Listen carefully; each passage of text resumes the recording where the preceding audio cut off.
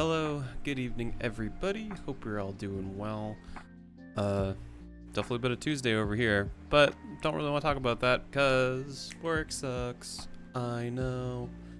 Anyway, don't want to get DMCA'd. Hey, alright, so I'm gonna just kind of hop right into what we're doing. So basically, I got a bunch of product that I opened on stream and off stream that I want to throw some upgrades. These are three of probably the decks that I'm happiest with overall. That's kind of why this is the same group as last time. I don't really want to change any of the commanders. The themes are pretty on point. Granted, these two are fairly narrower than this one is. Well, I guess they're all kind of somewhat narrow, but anywho, if you do not know what these cards are, we have Gargos, Vicious Watcher. This is my kind of green good stuff, but mostly Hydra Tribal deck. And Gargos is 6 mana, 3 and 3 green for a legendary Hydra that has a Vigilance, and it says Hydra spells you cast cost 4 less to cast. And whenever a creature you control becomes the target of a spell, Gargos Vicious Watcher fights up to one target creature you don't control, and it's an 8/7, so it is a beefy, shiny, lizardy boy.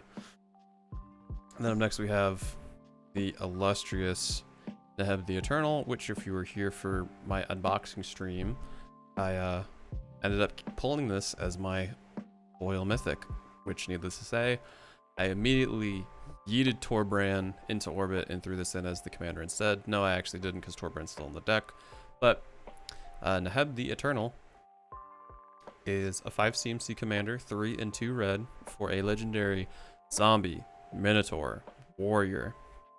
And it has Afflict 3, which whenever this creature becomes blocked, defending player loses 3 life. But the real spice of the card is that at the beginning of your post-combat main phase, add red to your mana pool for each 1 life your opponents have lost this turn. And it is a 4/6, so slightly bigger, but basically the main theme for this deck is kind of group slug, pinging everybody at the table for a relatively inconsequential amount of damage per turn, but it adds up pretty quickly, which means we get a ton of mana. Bada bing, bada boom. And last but certainly not least is Tishar, Ancestor's Apostle. This is a 4 CMC legendary bird cleric with flying, and it has whenever you cast an historic spell, return target creature card with converted mana cost 3 or less from your graveyard to the battlefield. And the reminder text just says artifacts, legendaries, and sagas are historic. So this is an artifact combo deck.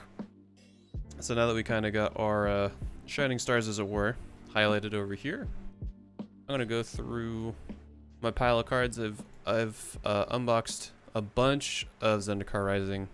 If you saw on stream, I did open a set booster box, which was quite cool. Didn't get anything super crazy, but I liked a lot of the pulls. Then I've also gotten just some random collector's packs for Theros and Eldraine, so we're gonna go through those as well.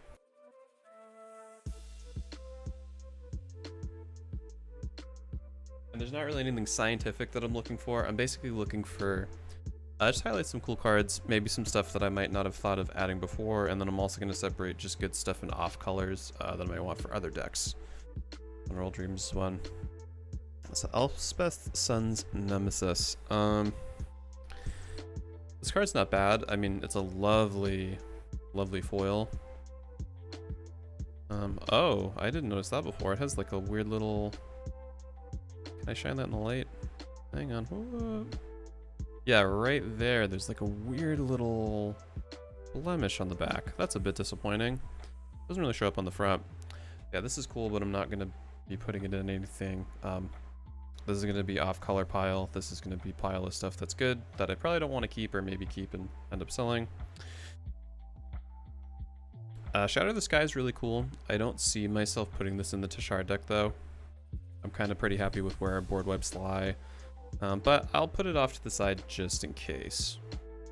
I don't have a Wrath of God, so that's probably the closest thing CMC wise to it, and we could also draw some value off of that as well. Thassa the Deep Dwelling, again, really cool card. Don't really have anything in blue and don't have anything with a blink theme at the moment, so I think I would probably boot that over there. First round games, cool, not really worth anything. Grasping Giant. When it becomes blocked by a creature, exile that creature until Grasping Giant leaves the battlefield. Doesn't really fit the theme of Tishar. We're not going to put that in. Plains. Cool. Mountain. Cool. Not really anything interesting there. X is your devotion to green. So that's somewhat interesting because we do have kind of a sub-devotion theme with Gargos, but I don't think the card's good enough to really consider including. Infuriate. Don't really need it for Neb. Don't really need this. Don't really need this. Don't really need this. I need this. Such a cool warrior token and Pegasus token, but we do not need those either.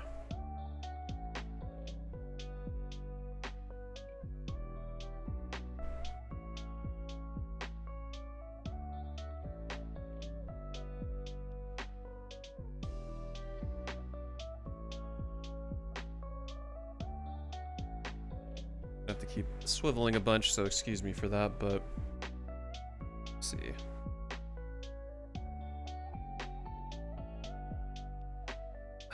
Okay.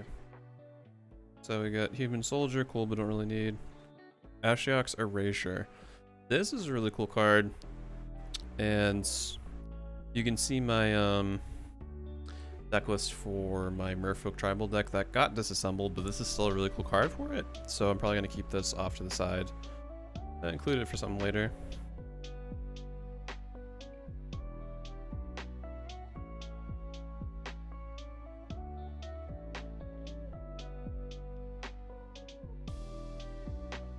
Sorry, I just had to confirm some dinner. What's for dinner? Anywho. Okay, we got Daxos Blessed by the Sun. Really cool life gain center card. Don't really have a good use for it. Nothing great there. Got our mountain. Got our plains. Fears of the Revel. Don't really need that for anything. Soul Guide Lantern is kind of an interesting one. It's kind of like... I mean, it's arguably a worse Tormod's Crypt, but with Tishar, we could maybe do some stuff to help bring that back whenever we cast a creature, because it could be nice just to pay to... Because it's a... not creature, right? Or is it creature? Oh, return target creature card, but we do have a lot of creatures that care about blinking artifacts, returning artifacts. So this could be a cool kind of graveyard hate specific include. We'll see how that goes. Again, it's not anything I'm probably going to end up including, but we can see. Nessie Wanderer Constellation. Whenever an enchantment enters the battlefield under your control, look at the top 3 cards from your library. You may reveal a land card from among them and put that card into your hand. Put the rest on the bottom of your library in a random order. One thing I didn't mention is the Gargos is sort of a budget deck, as in I have it locked in at 150, I believe, or 175. So the budget never goes over that. So this could be a good budget include, because we do run some enchantments. I'll put this off to the side just to see, but if we run like less than 10, I don't think it's going to really be worth it. Even though it is a 1/3, which is a decent blocker for 2, but it's not going to do us much good outside of that. Karamitch's Blessing, cool limited card, not really what we want. Let's get the haste. Final Flare. Structure. Dryad of the Elysian Grove. This was probably the best pull from this pack, to be honest. I think it's going to be too expensive to include. I might put this in other deck I'm working on at the moment that I'm not going to publicly say what it is, but I'm pretty excited. It's a card I've wanted to build for quite some time in colors that I don't have a deck in. So I think that'll be good there. Hey, JWB Shorty, thank you for that follow. Very much appreciated. We got Alex Destiny's Hand. This is a pretty cool Planeswalker, but doesn't really fit any of the colors that we're looking to build around tonight. And also, yeah, it's... Oh wait, did I start... I put some stuff in the wrong pile, didn't I? Oh, I knew it, because this is the sell pile. This is the stuff I want to include. Whoopsie. Alex Destiny's Hand. Yeah, so that's a good one. I might end up selling it though, because I don't really have anything in white-green that cares about enchantments too much. Another Daxos. Cool, but don't really need it. Bronzehide Lion. So this is a specific... gain control, indestructible, and turn, lose all their abilities. Yes, this is definitely another enchantment heavy themed card. Probably not really worth much, and I don't think anything I'm going to care about, so we'll put that there. Grasping Giant, we already looked at. Plains. Swamp. Sage of Mysteries. That's a mill card we don't really need. Minions Return is kind of cool, but again, not really something that super powerful or anything I want to really build around.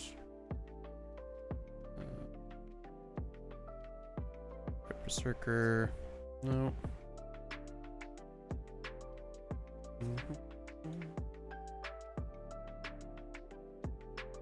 Alright, so now we're into some of the Eldraine stuff.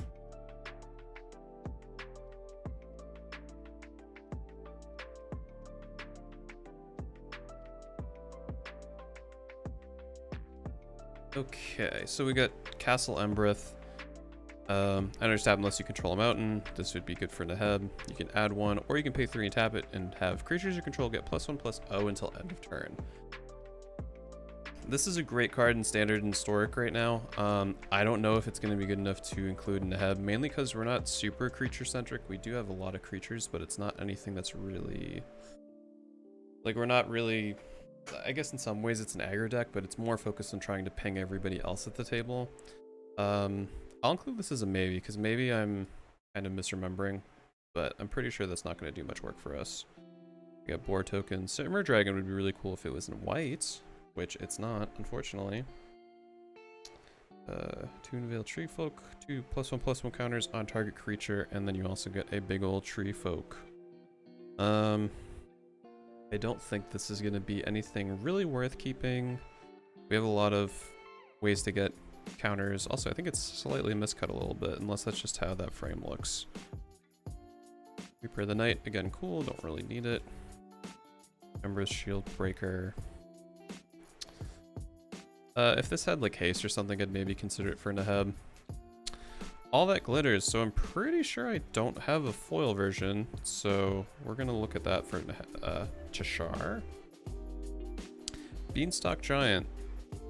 So this is really good in the Lands Matters deck, and we do have quite a few basics. But that being said, I don't really know if it's gonna do a ton of work in Gargos, but we shall see. Resolute Rider. It doesn't really fit anything we need. Lash of Thorns. Cool, but not really needed. Prize Griffin. Garen Brigg Paladin. Adamant. If at least 3 mana was spent to cast the spell, Garen Brigg Paladin enters the battlefield with 1/1 counter on it. Probably a cool card for Pauper, but not really anything we're super jazzed on, I don't think.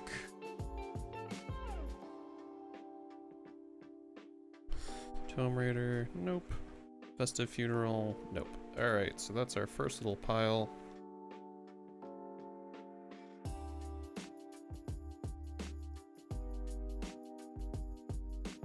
Boop.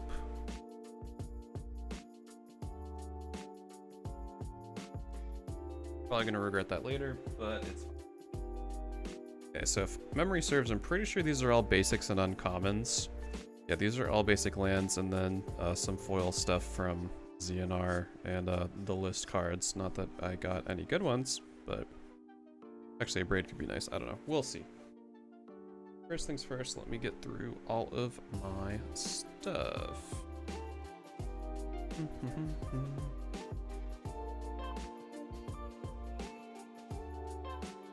Okay.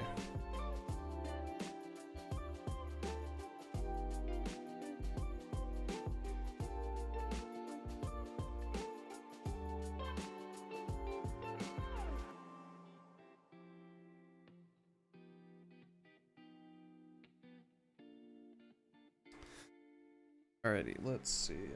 Kind of moved over to the side a little bit with this. Out of my way. Okay. Minecarver. When Minecarver enters the battlefield, attach it to target creature you control. Our opponent has 8 or more cards in the graveyard, so very mill-centric and black, not really anything we want.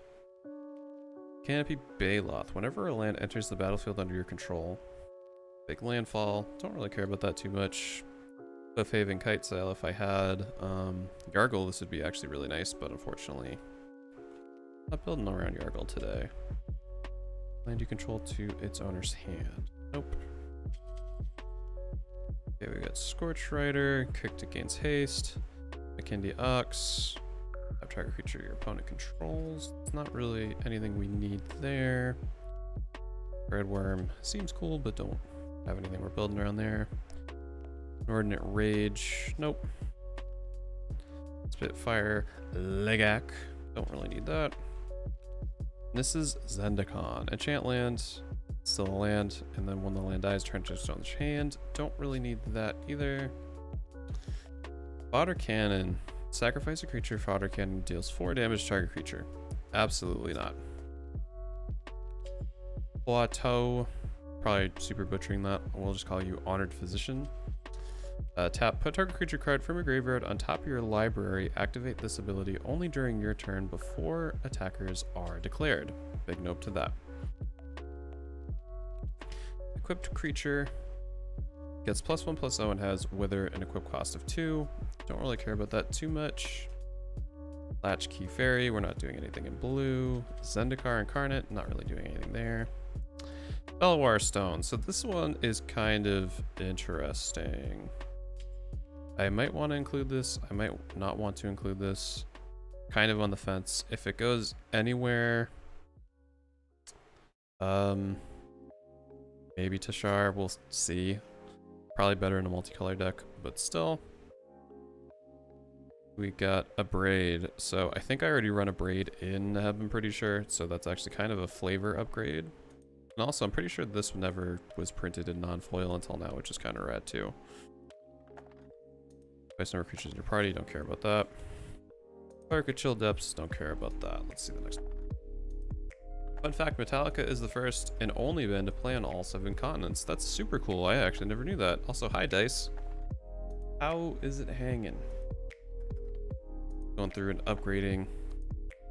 Kind of my 3 most consistent decks that I'm happy with. I'm sure there's other stuff I could upgrade, but these are the 3 I kind of chose to pick. Core Blade Master is cool, but we're not really a huge artifact equipment theme in Tashar. We run some, but not enough to really make it that big of an impact. You're an Outrider. Nope.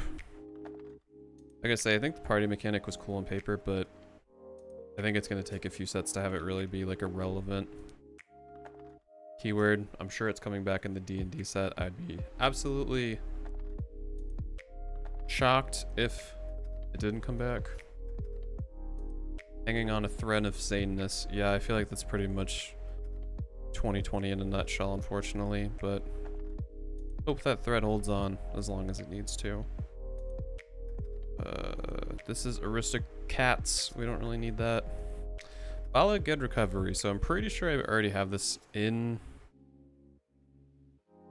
Gargos, but if I don't, there it goes. Rider Marasa. It's an okay instant that does target something, which Gargos really does care about, but I don't think it's going to make the cut. Reclaim the Waste. Search your library for a basic land card, reveal it, put it in your hand, then shuffle your library. If this spell was kicked, search your library for 2 basic land cards instead of 1. That actually could be a decent budget upgrade to free up more money to put something better in the deck, so I will consider that one for sure.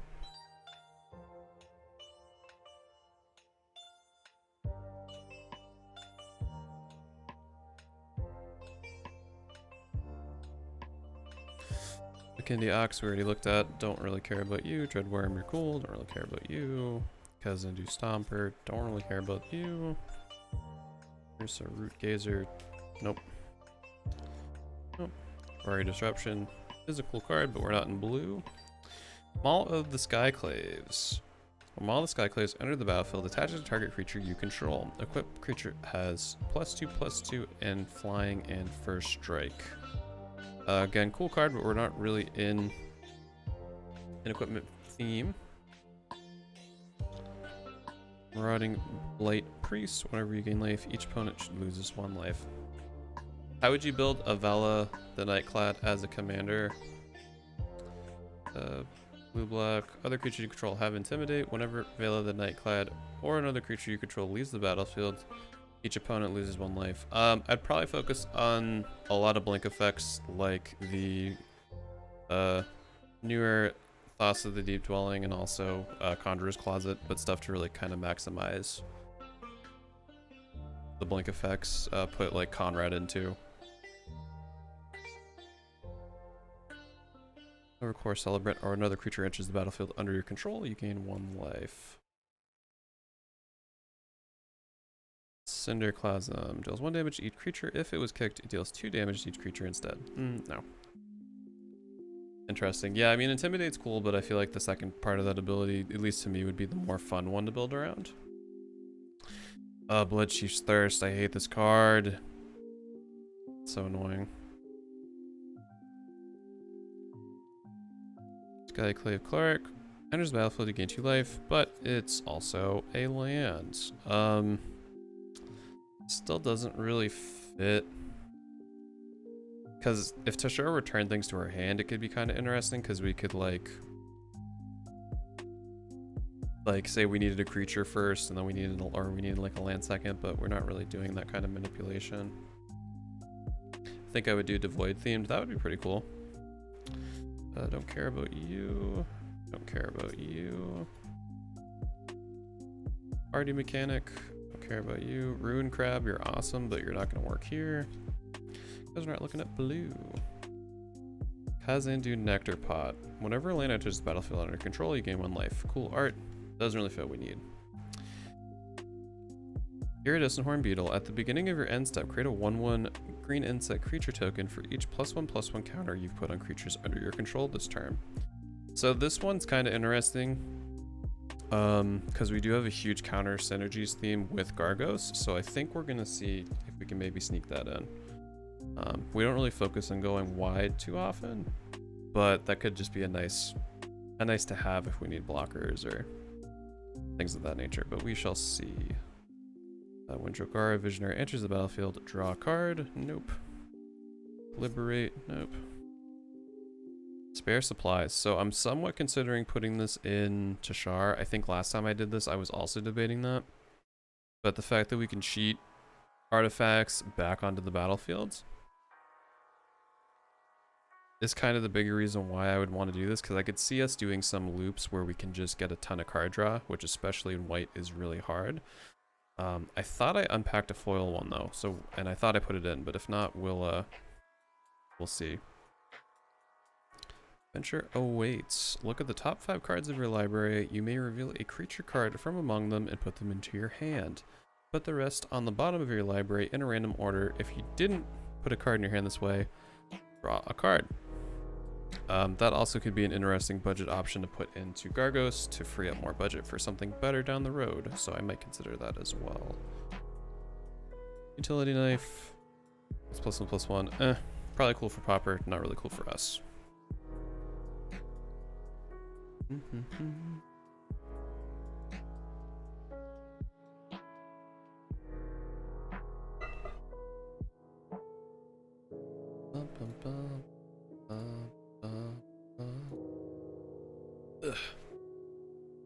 Okay, so I think these are all the art cards, right? Yeah, these are like mostly the art cards. I love the artwork for that so much. I think that's what the hell is it? I think, oh, it tells me the card. Wasteland. Yes, I love that Wasteland so much. Not that I really run it in any of my decks, but I think it's really cool.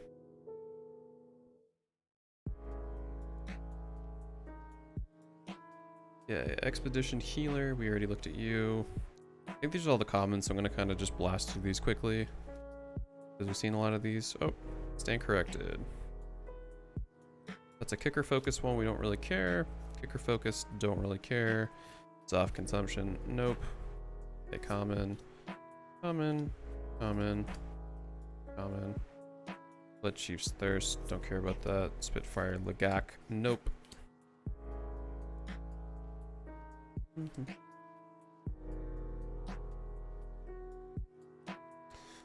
Password Surge.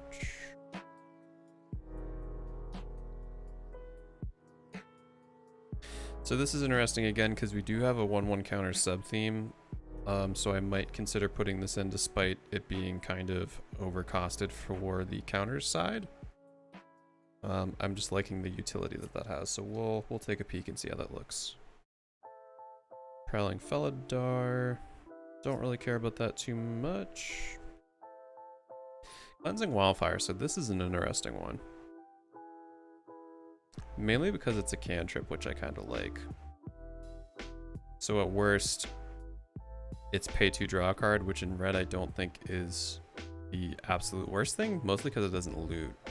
So I think we might try to squeeze this in just to see.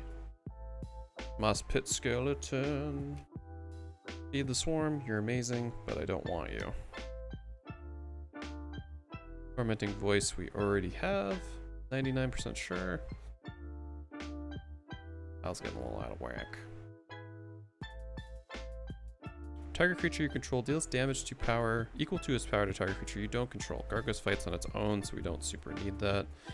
Molten Blast. More expensive Abrade, that's slightly worse, so nope. Thunderclasm, we already saw you. Roost of Drakes, yep. Song Mad Treachery, so this is one that I'm somewhat interested in because normally this effect would suck, but the fact that you can just play it as a land, again it's tapped, it's not as optimal, but I'm looking at this more of it's a land that I have an option to gain control of a creature, so we might try to squeeze that in and see how it goes.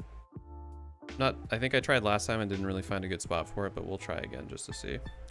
I think the dual face cards, just having the utility of playing either the spell or the land, makes stuff that's normally like not a great effect much more playable, especially in Commander. So let's see. Seer, Fisher, Wizard. All mages familiar, don't really care. Multicolor, nope. Bastard Fortification, 99% sure I already put you in the deck, but if I did not, we will try to make a spot for you because that card is great. Nope. Nope. Okay. Dun, dun, dun, dun. Spratling we already had, Vine Gecko we already had, Canyon Jerboa. Don't really need. Myria Captain. Enters the battlefield, put a 1/1 counter. Oh, each creature in your party. Don't care about that. Okay, let's add you to the I sorted you pile.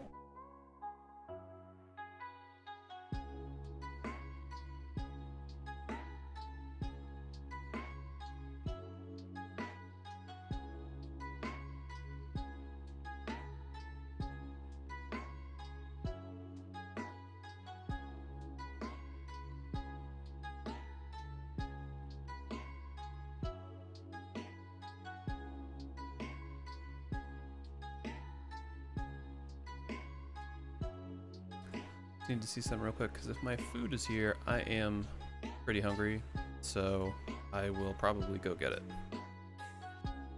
But let's see. Let's see.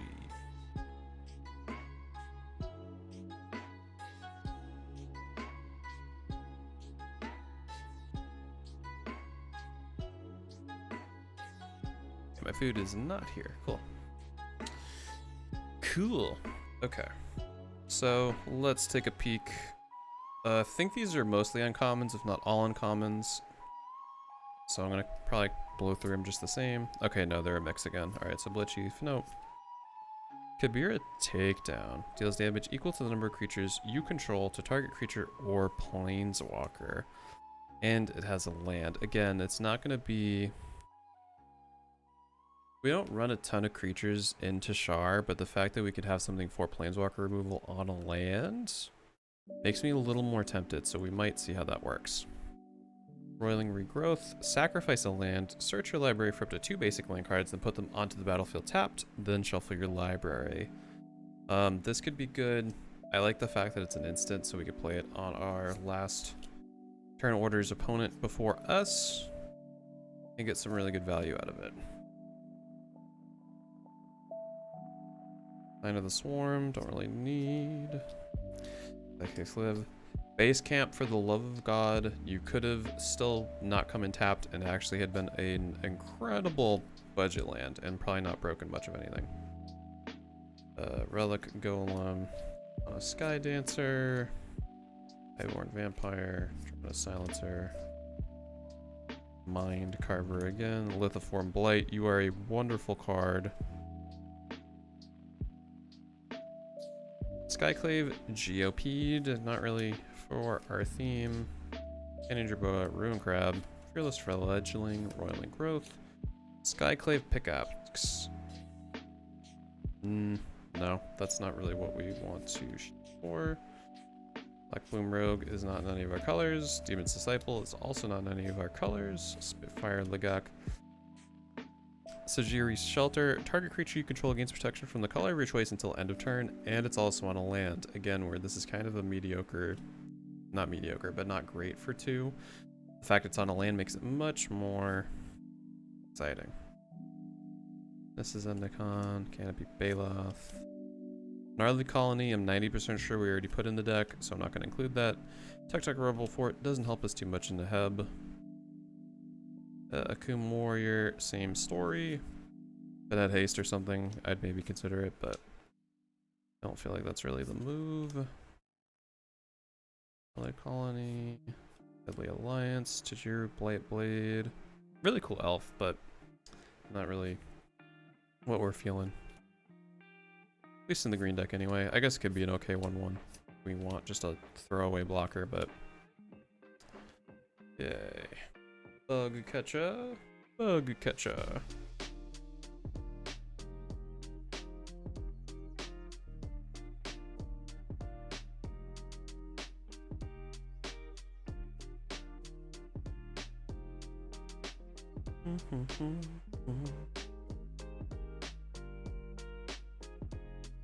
Alright, let's see. Ravager's Mace, that's pretty cool. Don't really fit. Blocker Predation, same thing. Thwart the Grave, same thing. Farsight Adept. You and target opponent each draw a card. No. Maybe in a group hug deck, but we are certainly not group huggy here. U&O, not that great. And Hellhound, Candy Ox, Base Camp again. The utter disappointment of Base Camp. Cool negate art. Turn Timber Ascetic, enters battlefield, you gain 3 life. Big no. Alani Ambush. Target creature you control fights target creature you don't control. So again, that could be a decent activator for Gargos. I don't think it's gonna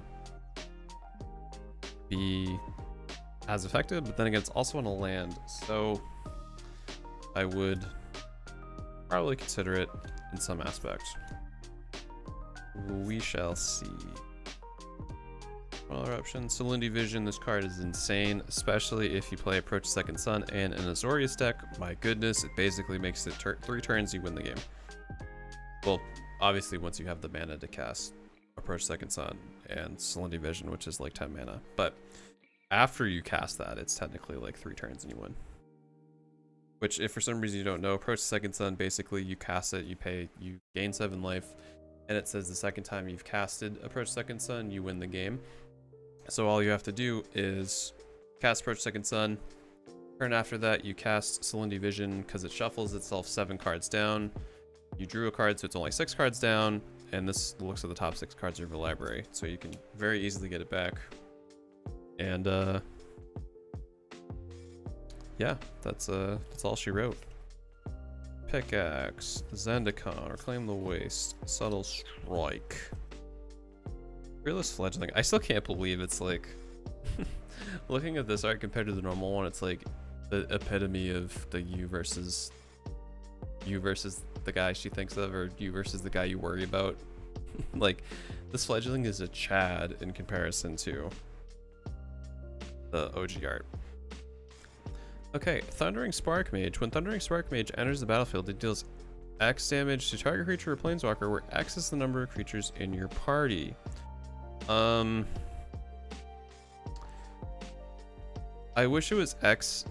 Oh no, it's only creature planeswalker. I wish that was like each opponent, because I feel like that would be a lot better. Goma Fata Vanguard is cool, but I don't think it's gonna work super well. Rock Slide Sorcerer. 1 damage to any target, that's cool. Cost 1 less for each creature in your party, don't care about that. More Mystic. Veteran Adventurer. Relic Axe. 2/1 instead, don't super care about that. Malakir Rebirth is a sick card. We already got you. Already got you. Mesa Lynx, Tazeem Raptor, Prancing Felidar. Spike Field Hazard, so this one could actually be an interesting ping for Neheb. Because if you think... like it could be a good way to exile something, it could be you ping someone in the face to get 1 mana later on. I don't know why you'd possibly want to do that, but... could be worth it, especially, again, it comes in as a land, it's tapped, but for those moments where you can almost kill something, or you can get something low enough that has indestructible, this is a nice way to get around it. If someone's playing Uro at your table or Croxa, you can hit them and they just get exiled immediately, which is nice. So we might try to find a spot for that. And then we got you, and you. Okay. That's good for the commons and uncommons.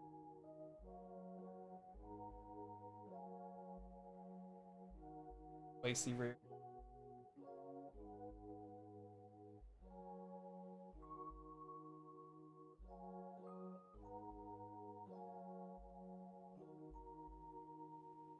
Before I dive deep on this, I want to see how quickly my food's going to be here. Because if it's going to be here in like 2 seconds, I'm just not going to do this yet. Find my friends. Thank you. Okay.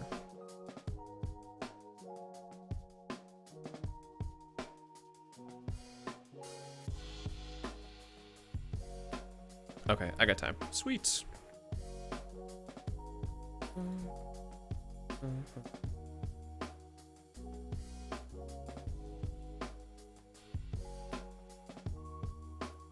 Alright, so we got the spicy cards. Let's see what kind of spice we're in for.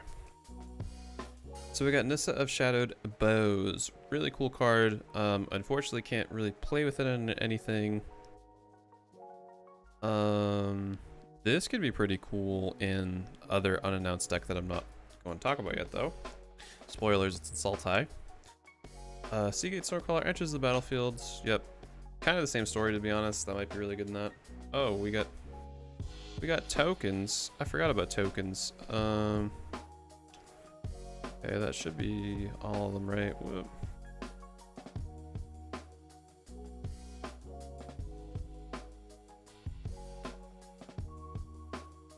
Okay, so we got Ashaya, Soul of the Wild, which is a really cool card. That... I mean, we've run like 37-ish lands in the deck, I'm pretty sure. Could be a nice way to accelerate us. Even though part of me kind of wants to build Ashaya on their own, just because it's a cool card.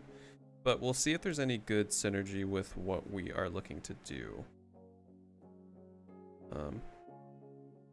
Because I mean, we do have OG Selvala that taps based on the highest power you control, so like that could be just an insane way to accelerate us.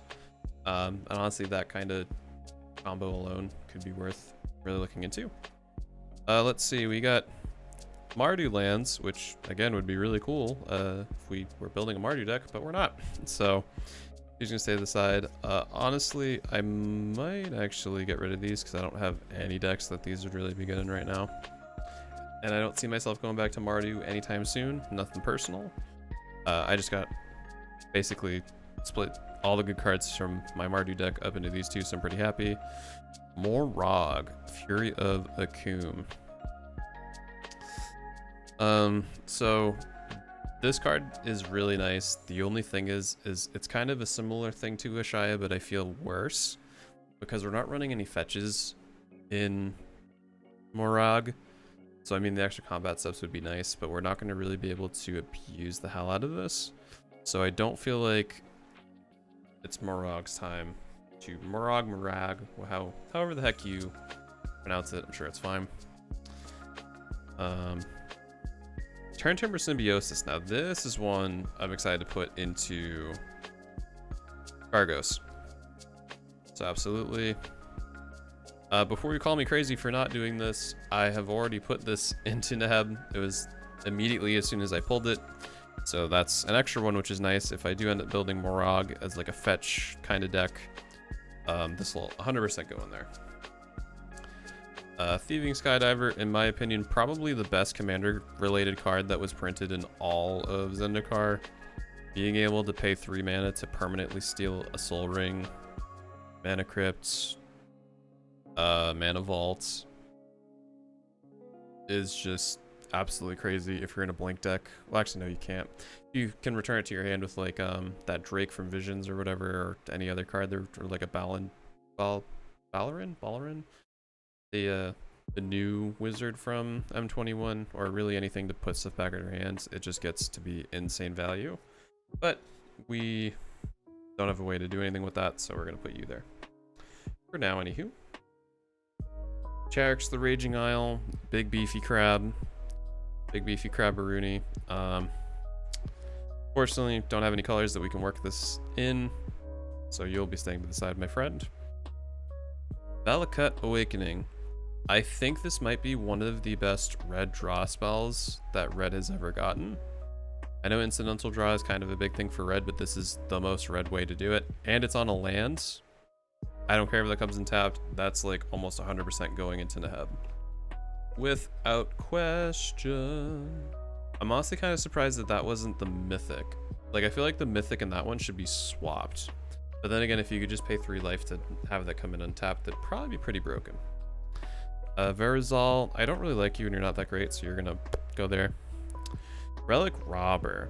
So this is a goblin rogue with haste that says whenever Relic Robber deals combat damage to a player, that player creates a 0/1 colorless goblin construct artifact creature token with this creature can't block, and at the beginning of your upkeep, this creature does 1 damage to you. This is cool, but oh no, it's each 1 life, so it doesn't matter if it's red or not. So I fell into the red, because I was originally thinking I'm not going to include this because it doesn't do red based damage, but it still does damage anyway. So that kind of changes the whole thing for me. That's going to 100% go in. Let me look at the skins. Sure, I opened the right one. Unless I did in the other pile, then I'm kind of, oh no. I'll have to look for that later. But I know I 100% opened a token for Relic Robber at some point. Somewhat last, but somewhat not least, Kenzu Mammoth, just big beefy mammoth, sure, why not? Cargun Intimidator. So this is kind of interesting because we do have some warrior, mainly Neheb. We can make Neheb unblockable, which isn't really, or pseudo unblockable, I guess, because we give something the ability to not be able to block it. This could be okay. We might try to see if we can sneak this in. And then lastly, Zareth Sand the Trickster. Doesn't fit into any of our stuff. So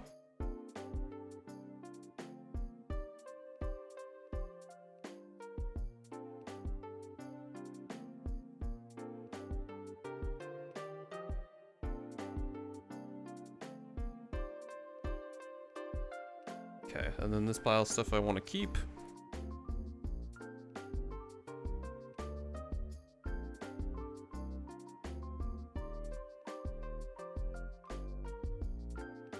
And then stuff I maybe want to keep or probably want to sell. One of the two.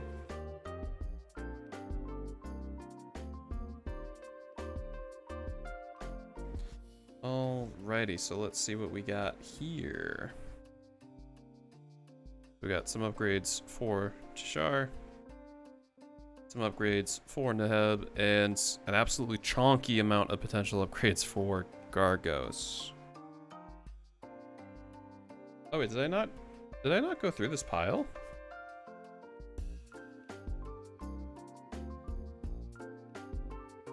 I think I'm gonna miss this pile. Whoops. Let's do this really quick just to make sure, because I'm sure there's possibly one or two cards in here I might want. I believe most of these are commons and stuff we've gone through, so I'm gonna kind of just silently fly through this while we look and see what's what.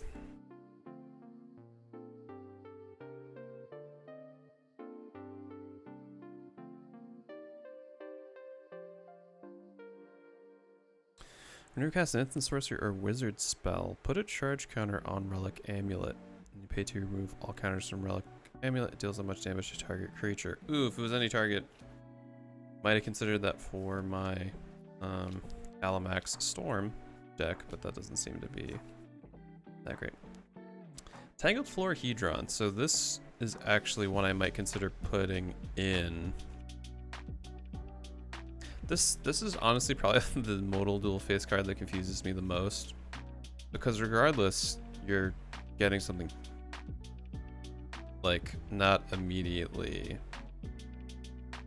but I guess if there's like a way that like you're unable to cast creatures, you can still do this, or if someone is doing like a lot of land hate, you can play the Tangled Florahedron. I don't know, we'll see. That's kind of a maybe. Half the fun in this is just kind of going through and analyzing what I pick up and seeing if it's even worth putting in or not. Barn Wizard, Brushfire, Root Gazer, nope. Scale the Heights. So this card's kind of just insane value all around. You put a counter on target creature, you gain 2 life, you may play an additional land on this turn, and you draw a card. I think this is perfect for Gargos if I already don't have it in there, which I'm pretty sure I do.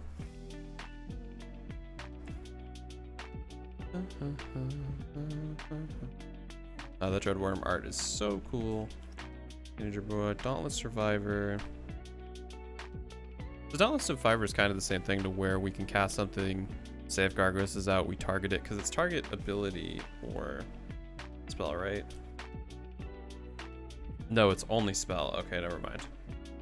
But that's still why I like Scale the Heights for that deck a lot. When Ardent Electromancer enters the battlefield, add red for each creature in your party. So this is kind of intriguing because we're gonna have probably most times, like at least this is 2 CMC 3/2. If Neheb's out, this turns into a 1 CMC 3/2, which is quite good value. So I might see if we can sneak that in. That's a big maybe though.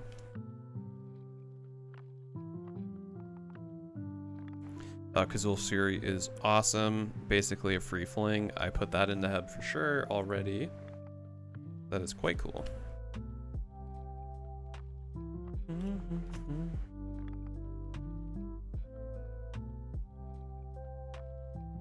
I didn't realize I had 2 Ruin Crabs. So Strength of Solidarity could be interesting. I guess it would depend on how many. Obviously Gargos itself is just a Hydra, so it's not a part of a party.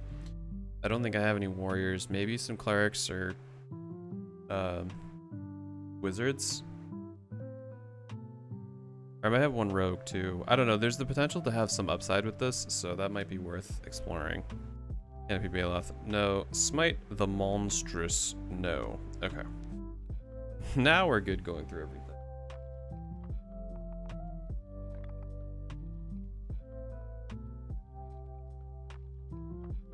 I just have to organize all that at some point.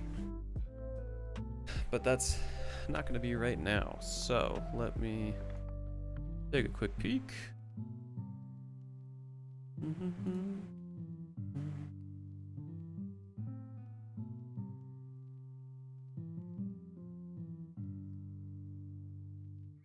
Just taking a quick peek for food again, because sorry, I am really hungry. I don't know why, I just came out of nowhere. I'm like starving. Okay, good. Food is being picked up. Should be here in like 5 minutes. All right, so we might have time to start a little bit of this. So, which one is the least amount? I'm gonna assume Cheshire. Let's see. Yeah, it's surprisingly in Wooburger order, so least amount of cards to add, most amount of cards to add. So, ooh, actually I just realized I don't have my keyboard hooked up. I'm gonna go over here real quick. Let's see if I can finagle going to tapped out.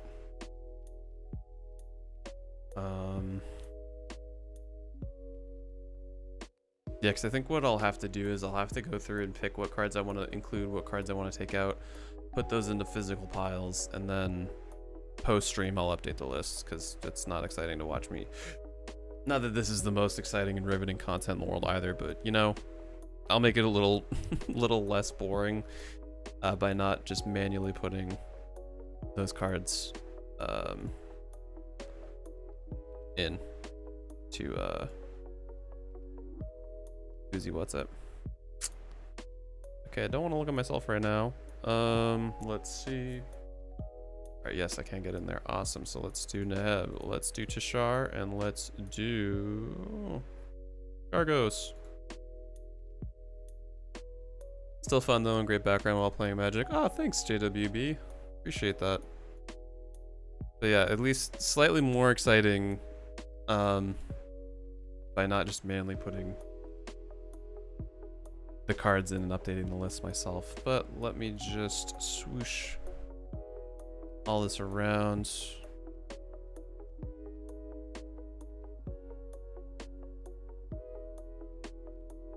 Oh, damn you panels.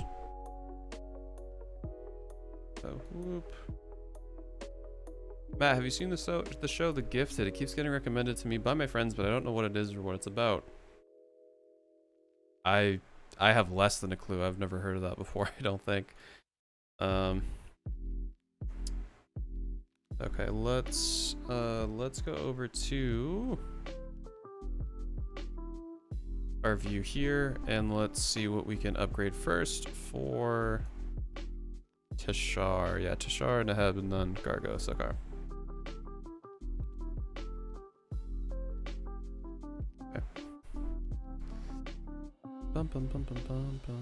Alright, let's see what we first have up.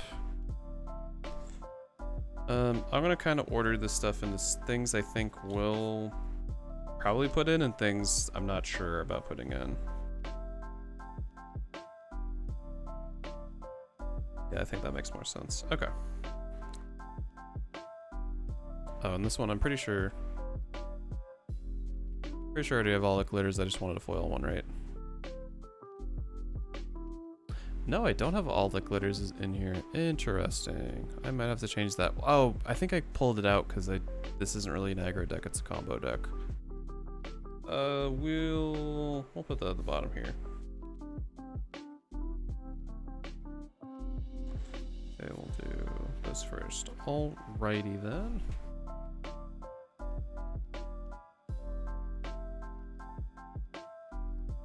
Alright, so first up is Shatter the Sky. So, how are we looking on board wipes? I think I have 3. 2 or 3.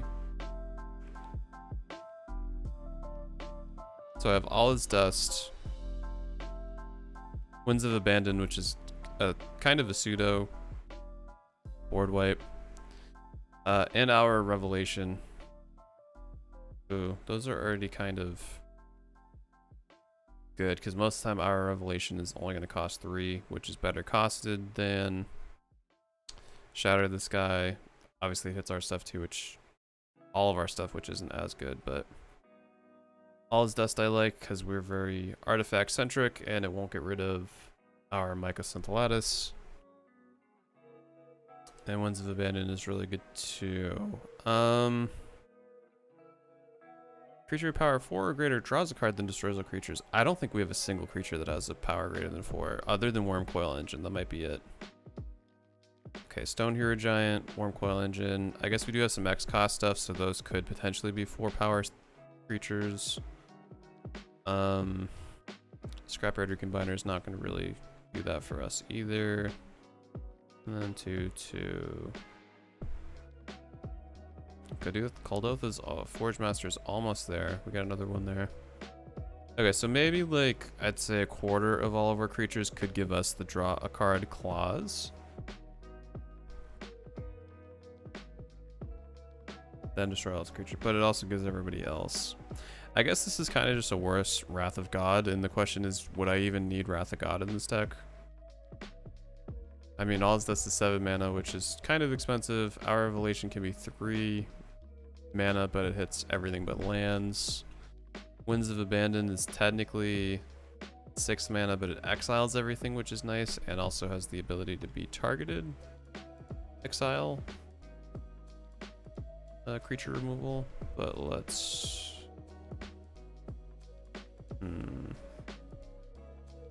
Oh yeah, and Ugin too. That's right. Ugin's kind of like a actually, Ugin's kind of like all is dust.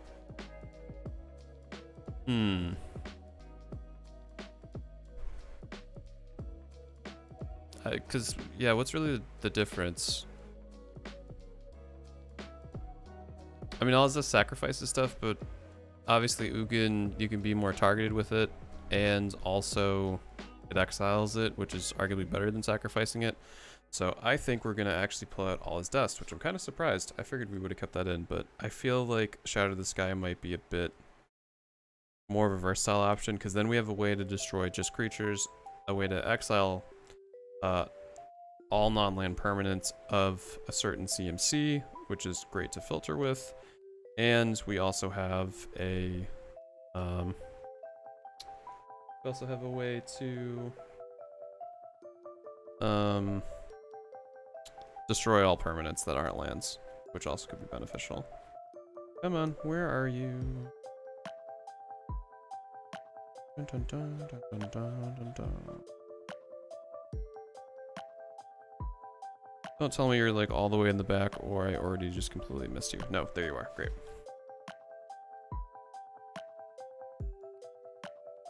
Put there, because I'm gonna have to keep going through it. Alright, so I think you're gonna get swapped out for you.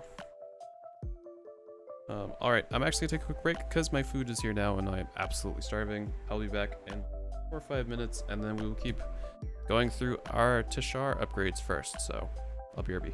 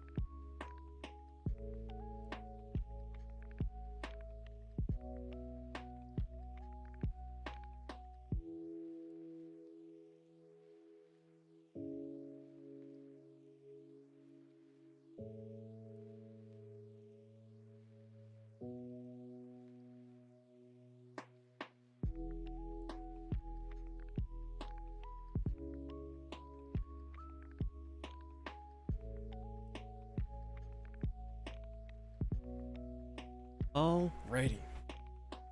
I have returned. Now, let's see. Did I put spare supplies in the deck already?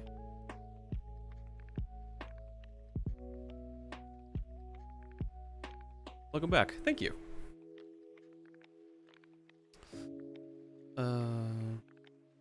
Oh wait, this is Gargos. I'm like, why is there only 3 artifacts in my artifacts deck? Hello? Okay, spare supplies I do not have in here.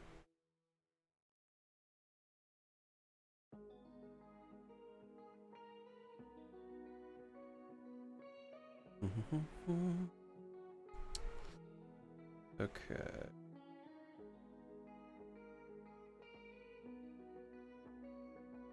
So basically spare supplies I'm using for draw. So what raw spell or permanent would I want to get rid of? Preferably something that's more than 2 CMC so I can drop the curve.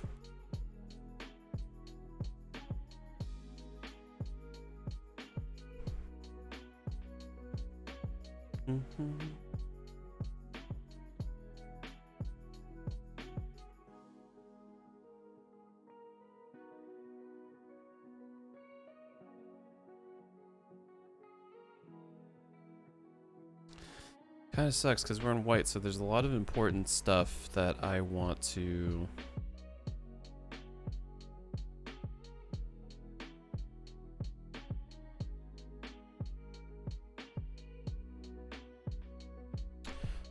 So interestingly, we do run Tormod's Crypt. I know I wasn't looking at this card right away, but I think I actually might put in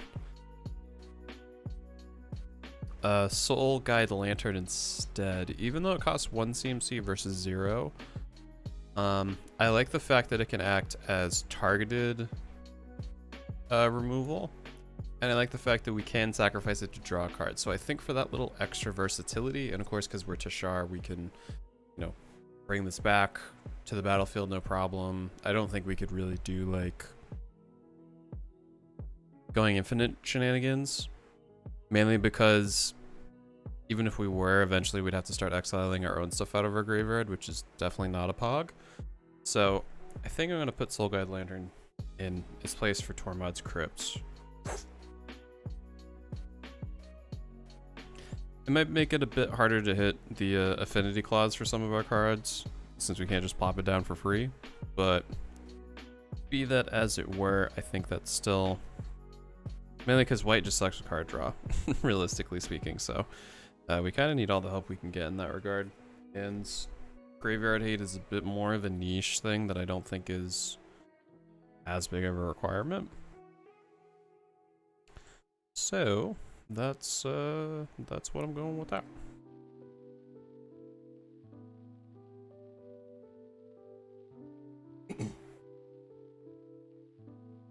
Tormod's Crypt, there you go. Ooh, I had a nice M13? M15? M13 version. I thought I got that from M21. I put the counters back in the deck box so I don't accidentally shuffle them in, because that would not be very fun. Okay, Soul Guide Lantern is going to go in Tormod's Crypt's place.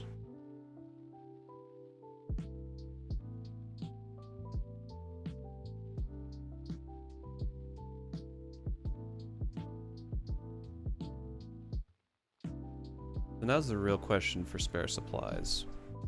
Is this worth putting in? Can we find a spot for it? Or does it need to... Like...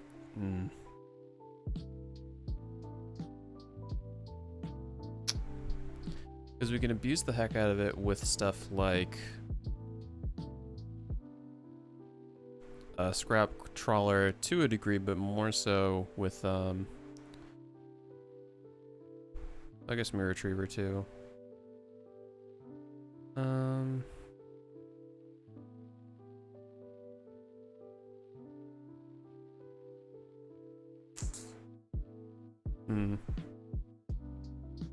We might put spare supplies to the side. Oh, I also put Felwar Stone to the side because realistically speaking, this isn't going to be a great option for us since we're monocolored.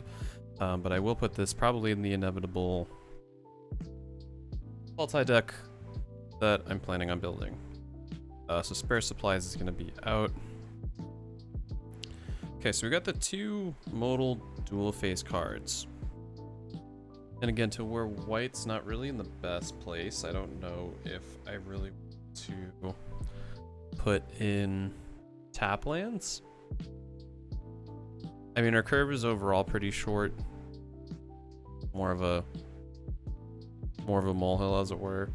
So I wouldn't be worried about not hitting the mana, but even if we had 1, it wouldn't be that great. But be that as it were, being able to get protection to something or play a land, or being able to get rid of a creature or planeswalker and have it on the land is pretty nice. That being said, I think Kabira Takedown isn't going to make the cut because we only play 23 creatures and we don't really have a great way to go wide. Like, I guess it's really just Hangerback Walker is the only way that we have to go wide in a sense, and that's even if we like choose to pump it up with a bunch of counters on it. So I think we're going to try to find a spot for Tajiri's Shelter. So do we have anything that gives protection right now that's an instant? I don't believe so.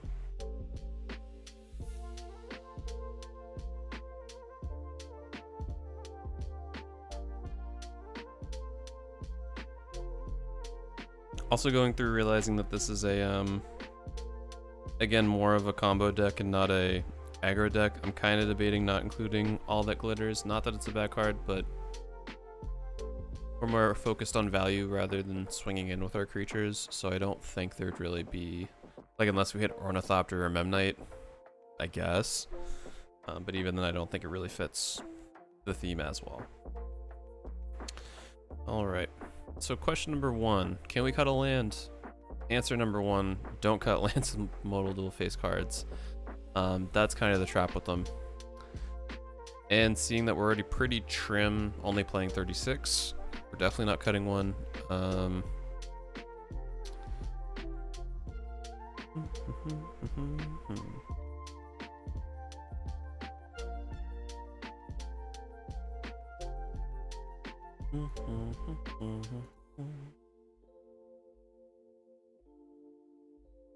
Yeah, Generous Gift is too good of a removal. Swords to Plowshares is also still too good for removal. Sure as hell not getting rid of Teferi's Protection. Yeah, so I guess it would be an enchantment.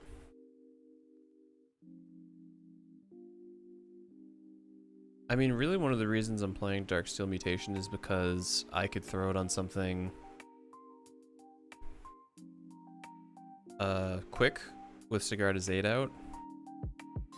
But I don't know if that's better or worse than giving a creature that we have protection. Especially because we are so creature-centric. Especially with Tashar, that's basically our big value piece. And trying to loop stuff and get creatures out and so on and so forth. Guess the only other thing would be, is there an artifact I want to get rid of? Also probably no, but...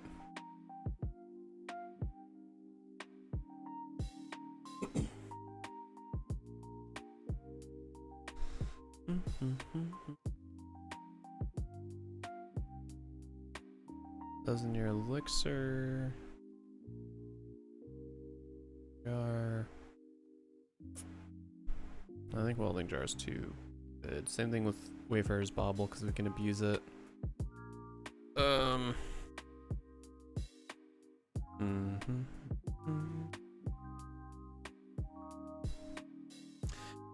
I wish it was target permanent. If it's target permanent, you control gains protection from the color of your choice will end a turn. I think there could be a stronger case to include it, but I don't believe we are going to put Tajiri's Shelter in. So white ended up being super duper quick, which definitely isn't a bad thing. So I will update those off stream. Just boop you there. Put all this stuff back into here. By the way, for anybody watching, I do have all the deck lists to these in the About Me section down below. So if you're curious all the ins and outs of these 3 decks and all the other ones I have, you're more than welcome to crack those open.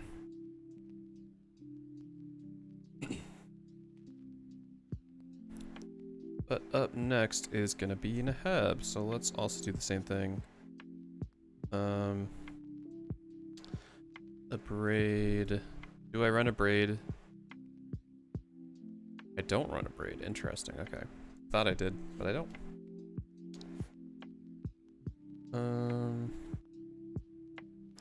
Valakut Awakening's absolutely going in. Relic Robber, I'm 90% sure is going to go in, just because that's such good value for Naheb. We basically get... Okay, no, so it's only my post-combat main phase.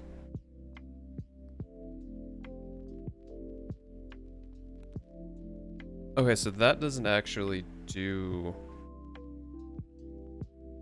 Okay, Relic Robber is not as good as I thought, because Naheb only triggers during our post-combat main phase. And Relic Robber... Well, I guess Relic Robber still kind of puts the screws to them a bit. Because... with how much group slug we have in this, an extra 1 life a turn to people could be pretty disruptive. So you know what, we'll still consider putting that in. Cargreen Intimidator. I think the rest of these are kind of big maybes. I actually not Cleansing Wildfire though, because I do still quite like that. Same thing with a Braid, and then yeah, the rest of these are maybes. Okay. So let's boop these in here.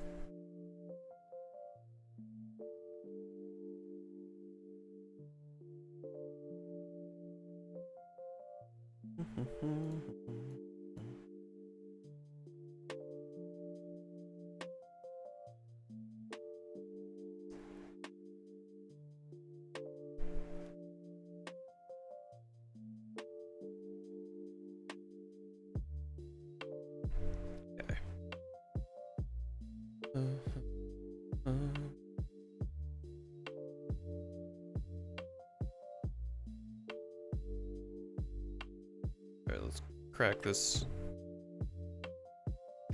bad Minotaur open.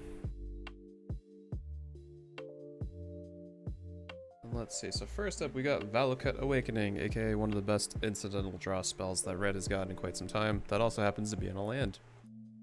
So do we have anything red that cares about drawing cards?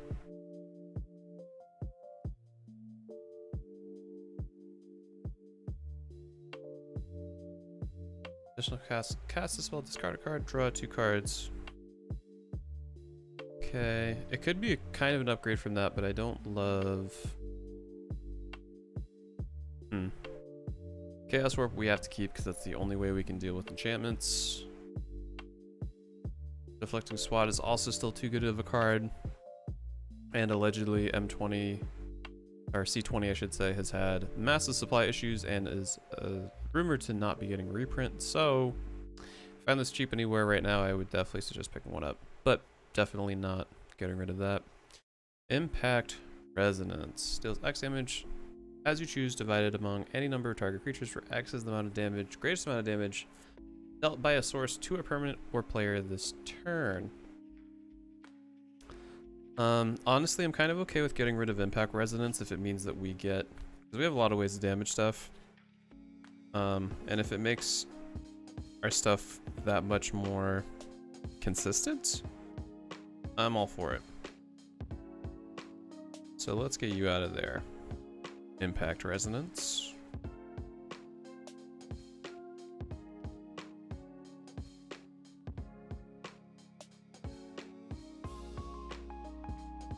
Boom, there you go.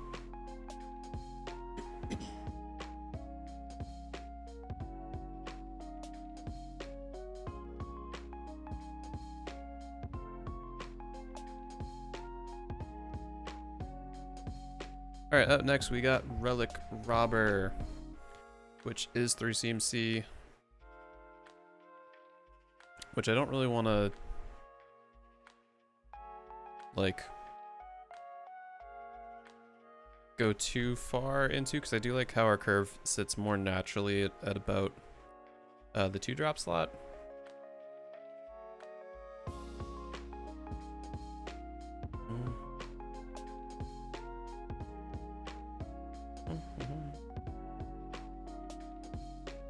so for 3 minutes, a 2/2 with haste.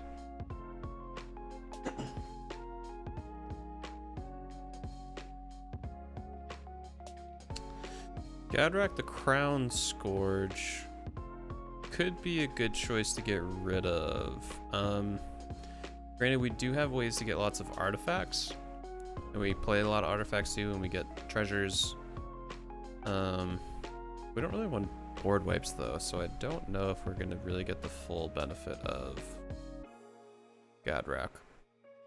At least when compared to Relic Robber, because it does ping stuff every turn, which is kind of sort of what our main goal is in a group slug deck. So, I believe that's going to come out.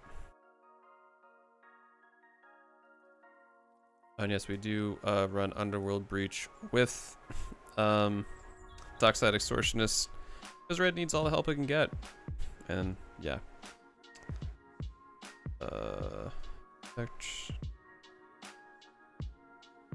Oh, that's right. Impact Tremors is one of our win cons with Kiki Jiki and Perforos.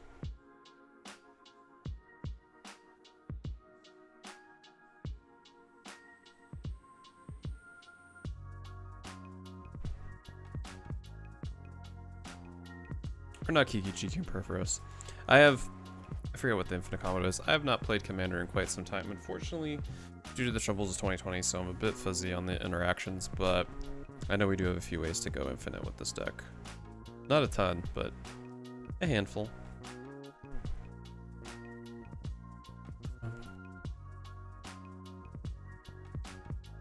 Hey, there's Gadrak. Alright. Gadrak, you are going for Relic Robber.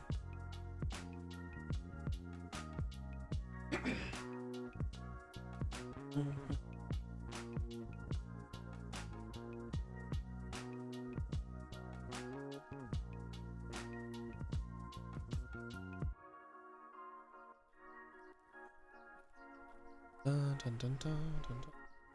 Alright, next we have a Braid. Which honestly, like 90% of the reason I want to put it in the deck is it's kind of a flavor win that we got the game day promo. And like I said earlier, I'm pretty sure you can't get this in non-foil unless it's a part of the list cards. So kind of want to sneak that in there, but 2 CMC instants, pretty competitive. The Impact Resonance is already gone. Price Progress, absolutely we are keeping.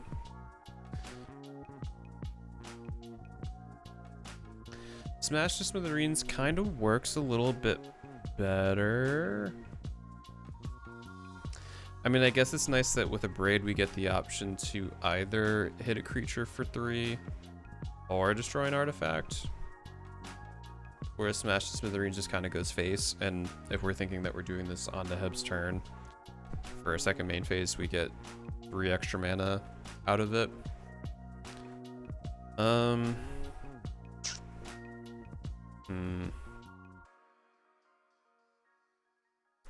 I don't want to cut Thrill Possibility. Is there a sorcery we could get rid of? Because they're sort of split. 1 damage to each player land he or she controls. Nope, not getting rid of that. Okay, so we do have Cathartic Reunion, Tormenting Voice. Faithless Looting I don't want to get rid of. We did just add a new draw spell. I wouldn't hate having another piece of potential artifact removal. Sedentimize, Shattering Spree. Well, actually Shattering Spree can get rid of a bunch of stuff.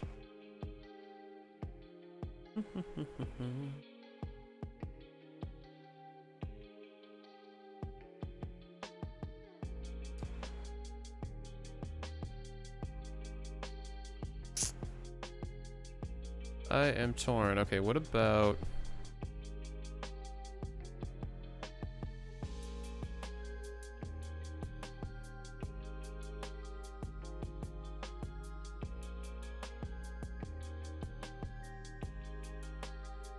Ooh, Relic Robber actually works pretty well with Quest for the Pure Flame, because early game, like turn 4 or 5, we could flip it, which would be pretty nice if we have a slower game, that is.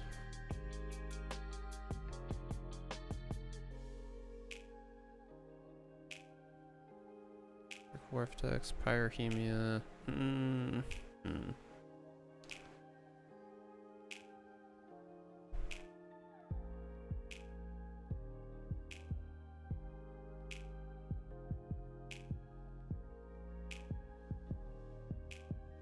Collecting SWAT. I guess if I'm having this hard of a time cutting stuff, is it worth it? I kind of forgot that we had Smash the Smithereens, which, like I said, it's sort of functionally the same card, but for how Nahab works, it's a bit better because we basically get plus up 1 mana if we cast this during our combat step or first main phase. So I think Abraid's not going to make the cut.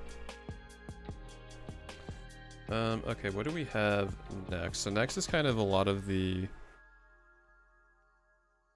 big maybe stuff. Castle Umbreath. How many creatures we run? We run 26. So again, we're not really a huge aggro deck, so I don't see Umbreath being a huge benefit to us. Especially where we're pretty heavily basic land focused, if not only to have us not get hurt as badly for Ruination. So I don't want to really put, like, I would maybe put one more non-basic in. Modal dual face cards aside, of course, because those are bonuses. Then we have Cleansing Wildfire. Destroy target land. Its controller may search for a basic land card, put it onto the battlefield tapped, and then shuffle their library. And you also draw a card. So the question is having the potential for targeted land removal, is that worth... Because we don't really have a way to get rid of the land.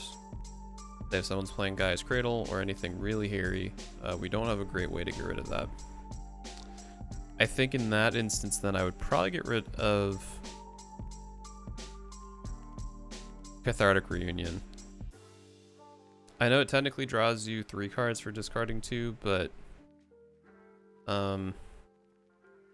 we don't really want to discard a ton of stuff in this deck unless we really have to, and I'd feel less bad about doing 2 for 1 than 3 for 2.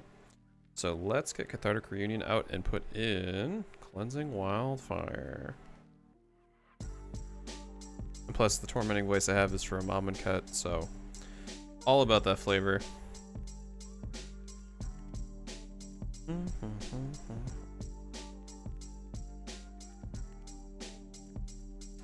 yeah, it looks like the Diamond Cycle is getting a bunch of reprints in Commander Legends too, which is very nice. Those are getting a bit pricey. Because we do run Fire Diamond in this deck.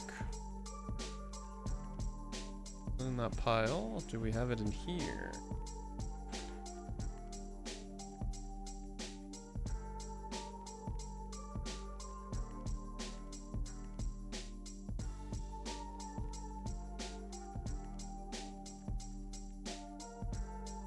Alright, some of the host and Kiki Jiki with Perforos, or that's the big game-winning combo we have.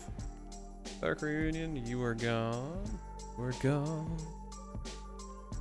And you're gonna be gone for Cleansing Wildfire. Okay. So I'm looking at a handful of maybes. We got Ardent Electromancer, Kargan Intimidator, Spikefield Hazard, or Song Mad Treachery. Kargan Intimidator is probably the one I'm most interested in out of this group.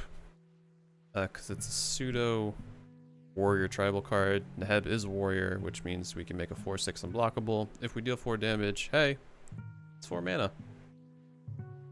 So let's see, we got Devil.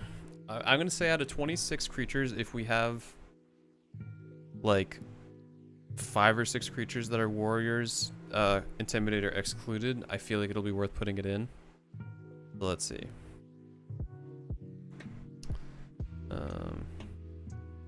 Okay, we got 1. We got, oh, that's Wizard, not Warrior. So we got 1, 2,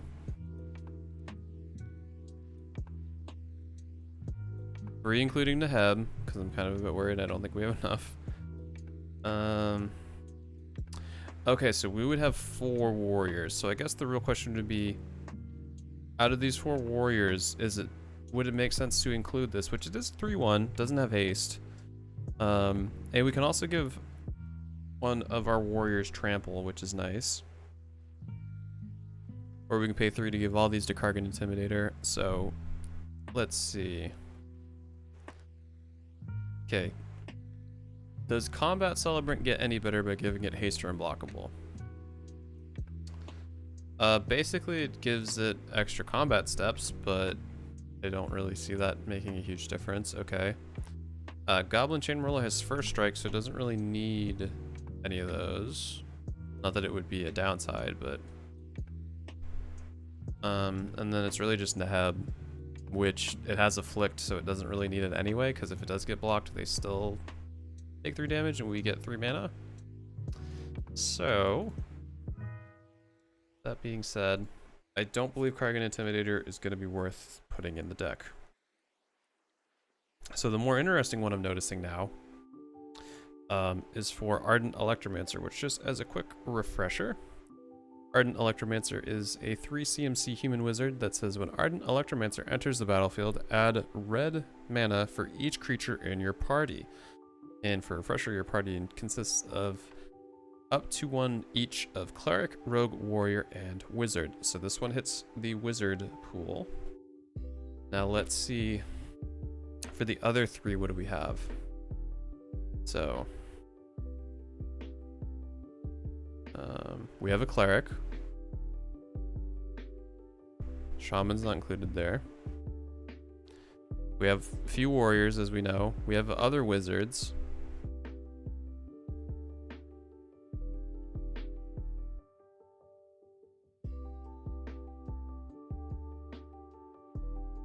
I don't know why I keep thinking Shaman is a part of that group.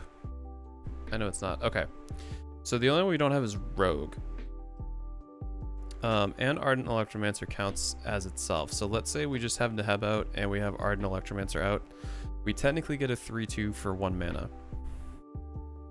If we have, let's say, Harsh Mentor, Neheb, and we go to cast Ardent Electromancer, we technically get a free 3/2, which a 3/2 that's free is pretty nice. I wish it had haste. I feel like if it had haste, this would be, well, first it'd probably be uncommon, but I feel like it would be a much better value. But I mean, ultimately it's a body for free. It also could be a way for us to get more mana, but ultimately the most we're gonna ever get is 3. If we ran rogues, because wait, is Relic Robber a rogue?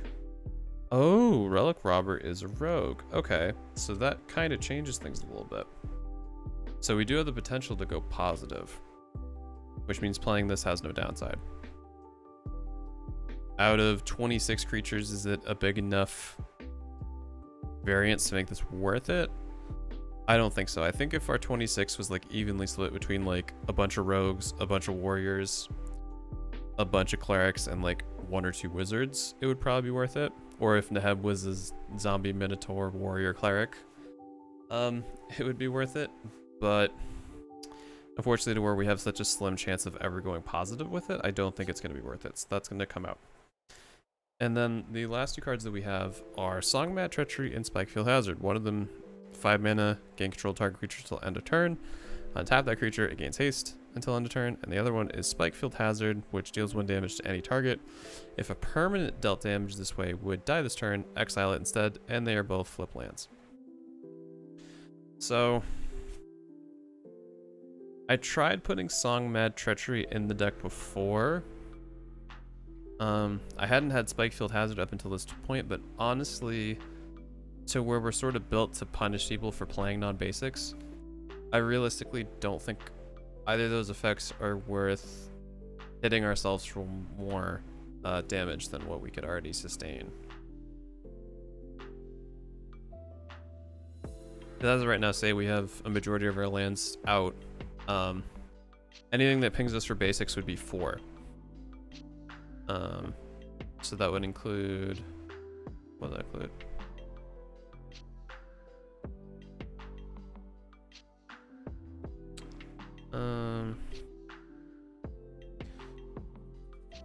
Okay, so we would get hit for 4 lands with Ruination, which could set us behind. That's for 1 land for each. I thought there was one that we did that affected non-basics that damage people. Maybe I'm misremembering. Yeah, Price of Progress, that's what it is. Yeah, so we would get hit for 8 damage if we had all of our non-basics out. If we somehow had to put Spike Field Hazard out and Songmad Treachery out, or Songmad Ruins and Spike Field Cave, I should say, for the land side of things, we would be hit for 12. Actually 13, because we're putting Valakut Awakening in.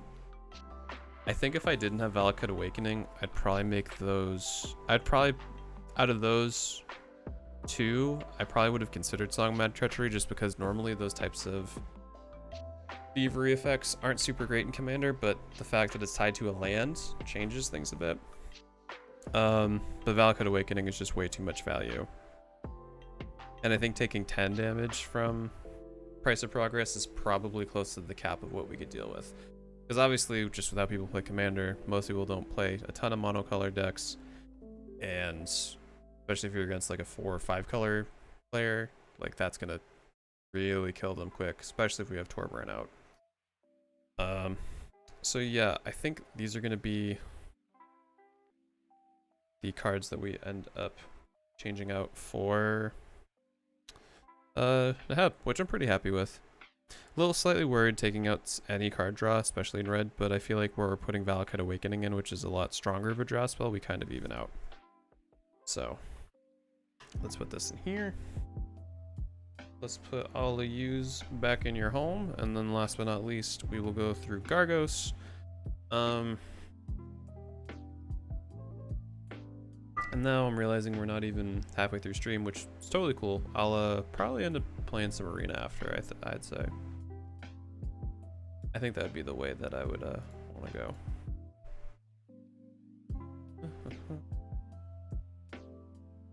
Put you to the side. You over here. You are still somewhat the reject pile. Kind of, not really. And then we got Gargos. So, easily the greatest amount of cards from all of my unboxings that I did that I'm thinking of putting in. So, let's see. What are some... Well, first let's see if there's anything here that I 100% have. Okay, Balaged Recovery I did put in the deck. That's fair.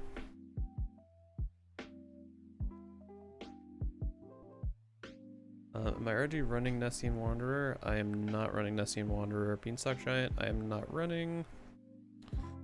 Reclaim the Waste. Did I put that in there? It's a sorcery. Did not put Reclaim the Waste in. Adventure Awaits, did I put that in? Nope. Bastard Surge, did I put that in? Is it sorcery? No. Bastard Fortification, did I put that in? This is an instant.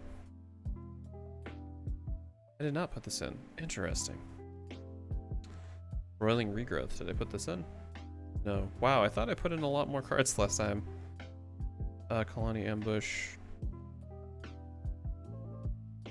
No, I didn't put that in, but that's fine. Okay, Ashaya is definitely going in. Turn Timber Symbiosis is definitely going in.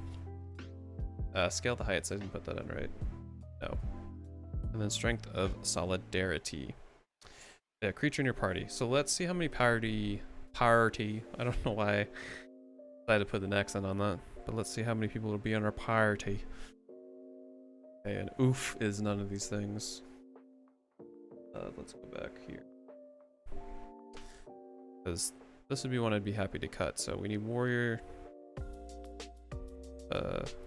Cleric, Rogue, Warrior, or Wizard. Cleric's probably going to be the only one. Of course, all these are Druids, so that's not helping out too much. Okay, Ivy Lane Denizen is a Warrior. Hakam Adversary, or Hakame Adversary, is a Warrior.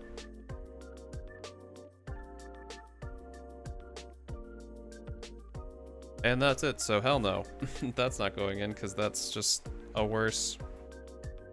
Like, I'd rather pay 3 extra mana for scale, or 2 extra mana for Scale the Heights and get basically the same effect at that point. Okay, but let's see.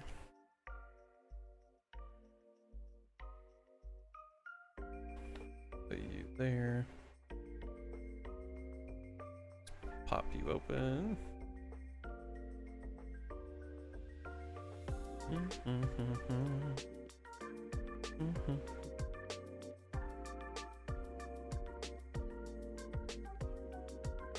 Not gonna lie, I was really hoping for Crypt of Agadim when I was opening up my stuff, but Turn Timber Symbiosis is nice consolation, I would say. Put you in over here. What they get?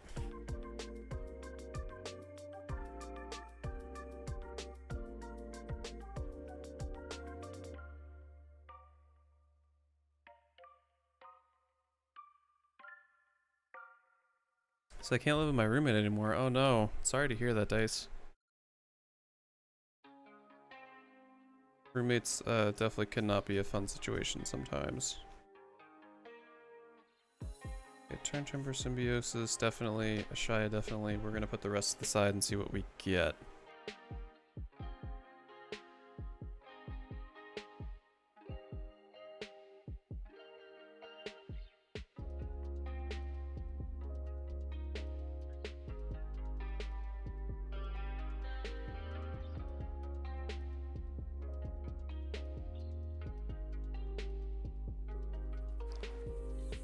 Okay, let's do Ashaya first. Now I gotta move out. Oh, that sucks, Dice. I'm sorry to hear that. Okay, so this is 5 CMC.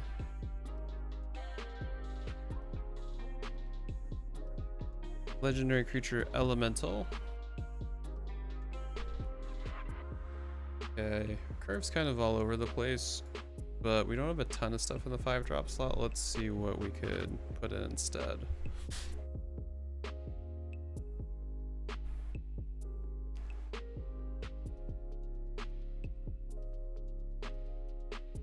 Cap of 150. Okay, yeah, so the cap of 150 is still staying, so good. That's good to know.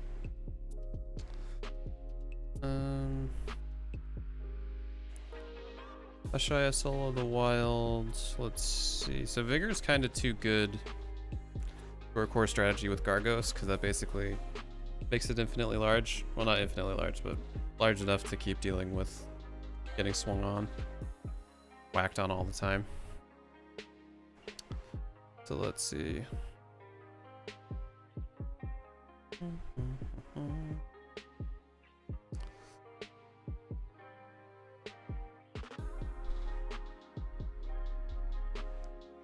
Our Sacred Giant's kind of our Craterhoof surrogate, so I don't really want to get rid of that, I don't think.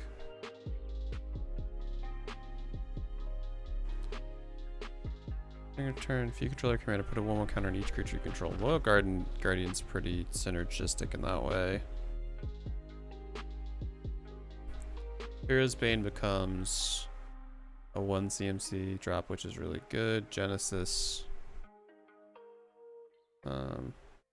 It's a good way to replenish our hand and get rid of our graveyard and all that fun stuff.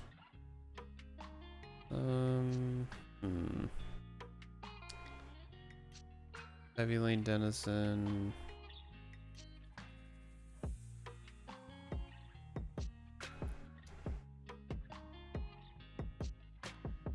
Lands control non-token creatures. You control our forest lands and other types. Maybe Ashaya doesn't really fit this game plan as well. This might end up being better somewhere else. Because I'd rather try to move some CMC stuff around to make Turn Timber Symbiosis work. And at least in the higher CMC slots, there's just so much more like synergy with our, like that's really where most of our Hydras sit. Earthshaker Giant would be the one I'd kind of only consider, but to where that's making us be able to swing through, I don't really want to cut that. Loyal Guardian, we love 1/1 counters, so I don't really want to get rid of that. So no shade to Ashaya, but I think you're gonna have to wait for a Lands Matters deck. That's for darn tootin' sure. I'm actually gonna put you in the expensive pile of stuff that we're not putting in, because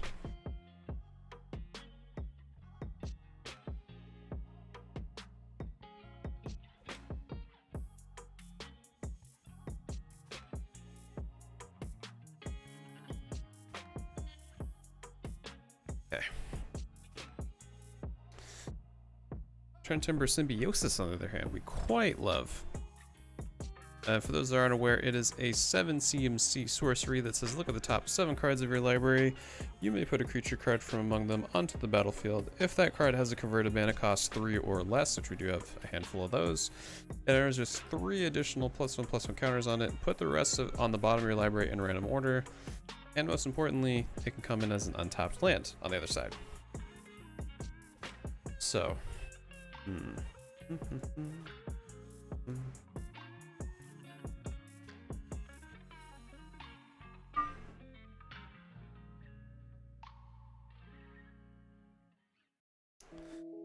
Okay, so are there any sorceries that we don't care about as much? Triumph of the Hordes, absolutely not. That's one of our closeout spells that has to stay in.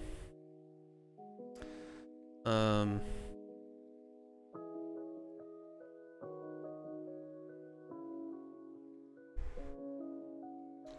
my phone's blowing up.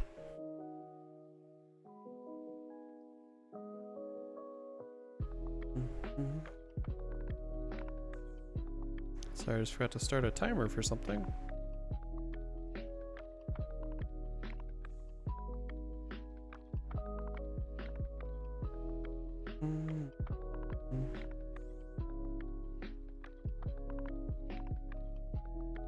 Okay. Actually, hold on one second. Sorry. Bum, bum, bum. Bum, bum, bum.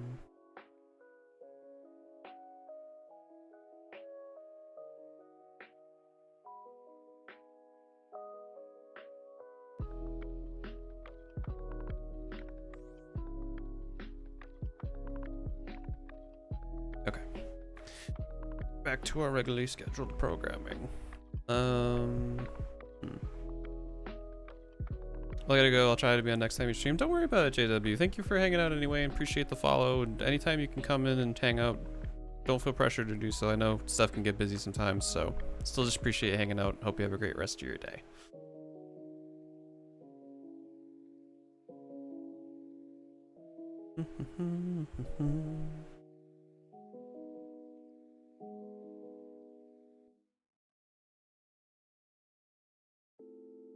Okay.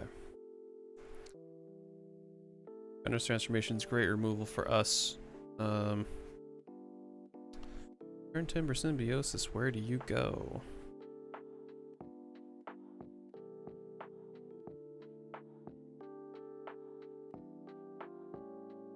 Thank you, no problem. Have a great rest of your day.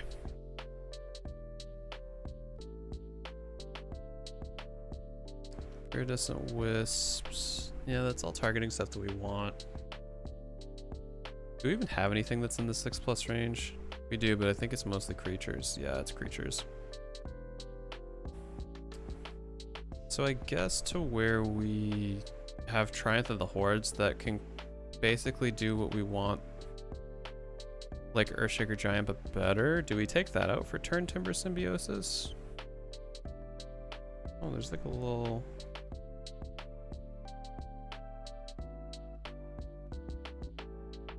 Oh, that's weird. There's like little chunks of stuff on there. That was weird.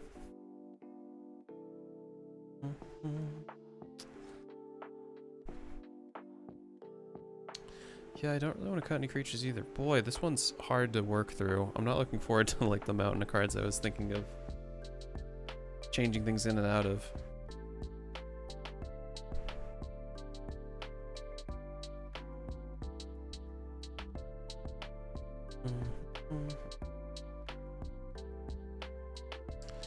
Grix Uprising needs to stay.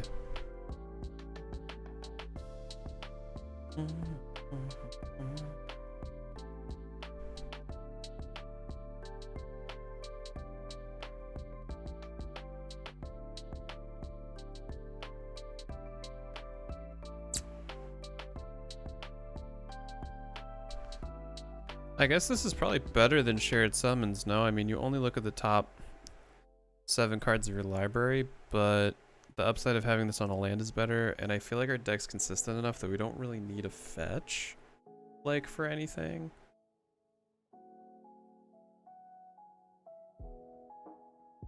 So I feel like I like this a bit more. So we'll go with you here. You there. And let's see what's next. So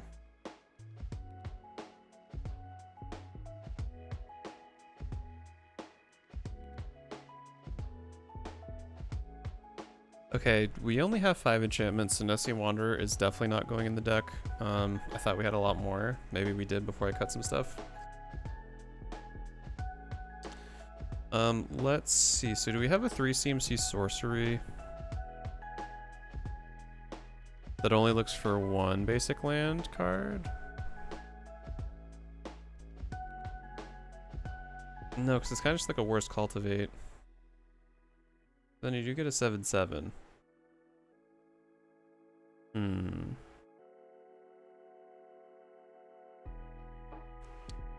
Kodama's Reach.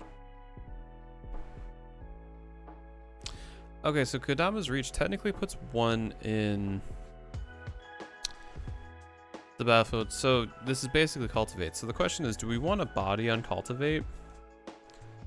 I think we do, because it's just nice to have for... just for variety's sake, because it's the same reason why we want to put Turn Timber Symbiosis in, is because it can be either or. In this case, it can be both.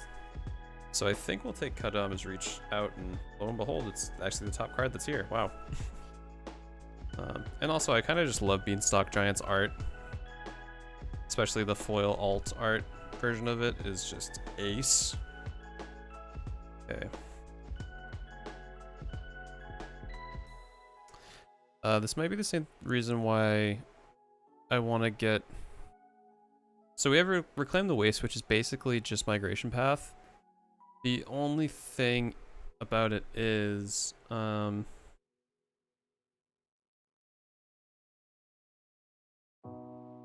no, this isn't that, because regardless if you pay the kicker cost, basically Reclaim the Waste is 1 CMC. If you kick it, you can look for 2 basic lands. If you pay just the 1 CMC, you look for 1. But it doesn't put the lands in your hands. Or onto the battlefield, it only puts them in your hand. So that's kind of a huge difference. Iridescent Horn Beetle. Okay, I'm gonna save the creatures for a bit later. Wow, we have so much. So many cards. Green had a lot of good stuff. Shocker. Green got good stuff in Zendikar Rising. Always has been. Okay. So...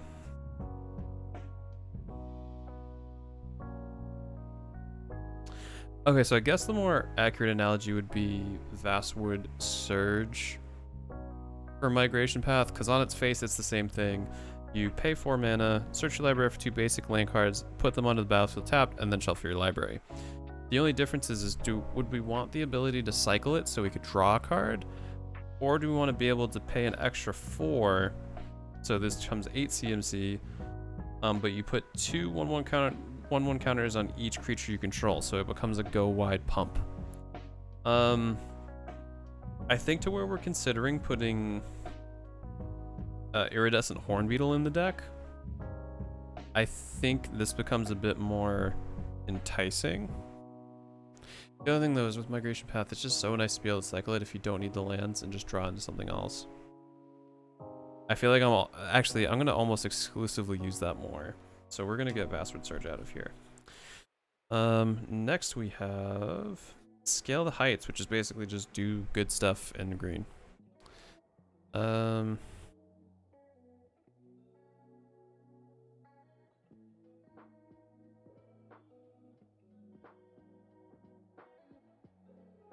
I mean, I guess we could take out Regrowth and put in also Colony Ambush. I'm pretty sure I'm not going to put in.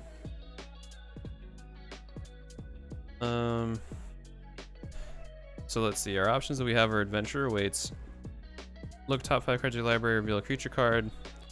If it completely whiffs, you end up drawing a card. Turn Timber Symbiosis is kind of the same thing, so I don't love that for us. Then we have Vassal Fortification, that just puts a 1/1 counter on target creature, or it's a land. I think I actually like this a lot more than Regrowth because we're already putting in Balagad Recovery. So I don't think we need 2 spells that do that, especially where we also have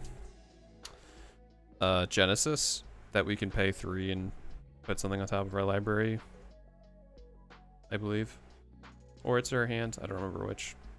But we have some functional effects, and Vassal Fortification also works to pump things up for us. So I do like that a bit more. Where are you, Regrowth? Probably in the next pile.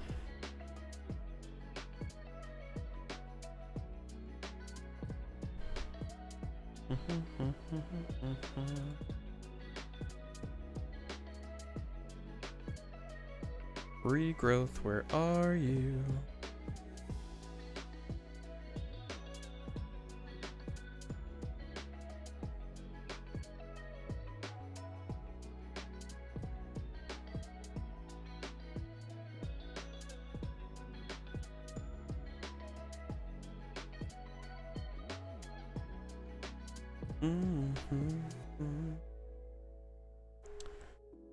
Is it like really gonna be at the end of my deck?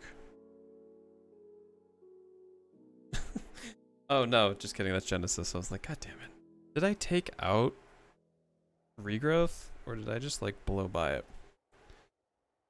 Maybe I just blew by it. I'm usually pretty good about this stuff. I don't know. Oh no, I did leave Regrowth in. Okay. That's fair. Fair is fair. Okay. I just want to say, by the way, like I know I said it before, but like I love the foiling on this. It just looks so nice. I wasn't happy about opening that at first for my pack. Not that I was not happy, but now that it's finding a good home again in this deck, I am quite pleased. Okay, and then Vassal Fortification's going in for Regrowth, and then we still got 4 cards left.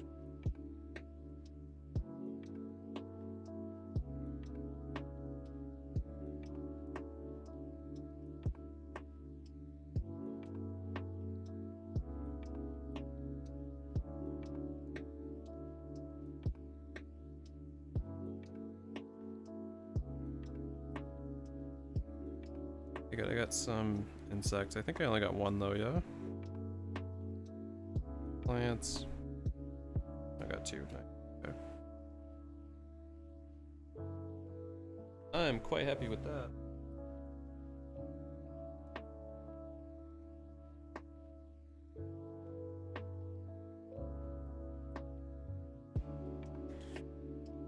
Okay, iridescent horn beetle. Yeah, I really just wanted 2 tokens just because I like always having 2, one to tap and swing and the other one to not.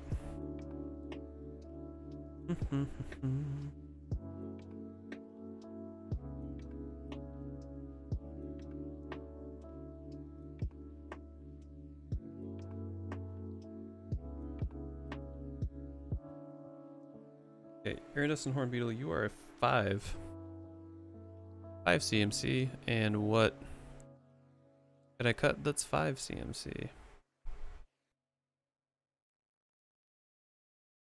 Yeah, what tokens do I have?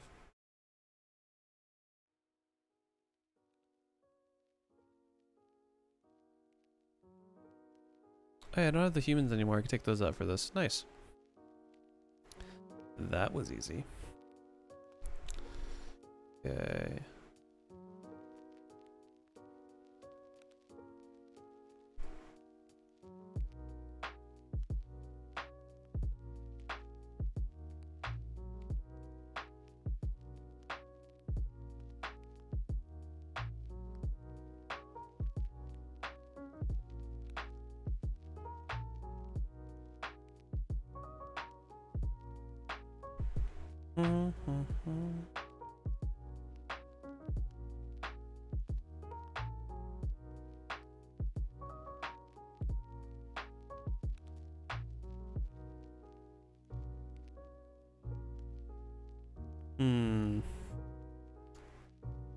I mean, it's nice because it puts counters in everything. Or no. It goes wide for each 1/1 counter that we put on things. Question is, do we get benefits from going wide at all? I guess we would if we were running a Shia.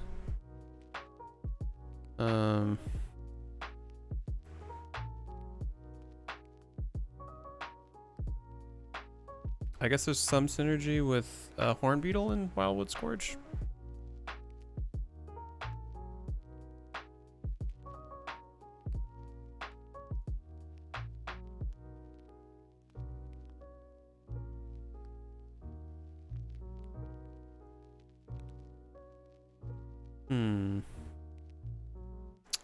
I don't know, maybe there's not as good synergy with this as I thought. I mean, going wide is nice, but I feel like that needs to be kind of its own independent strategy.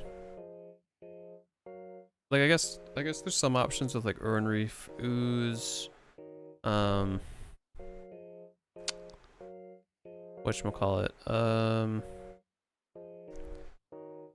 Gnarlid Colony, I guess, like, works with it a bit. Ivyland Denizen helps, because it's creature, it's not specifically to token creatures. Like, we have some synergy, but, and like, Loyal Guardian works with it, Earthshaker Giant. Actually, Earthshaker Giant could help us out a lot. Okay. Or I guess if we take out Earthshaker Giant, it would help us with, Triumph of the Hordes.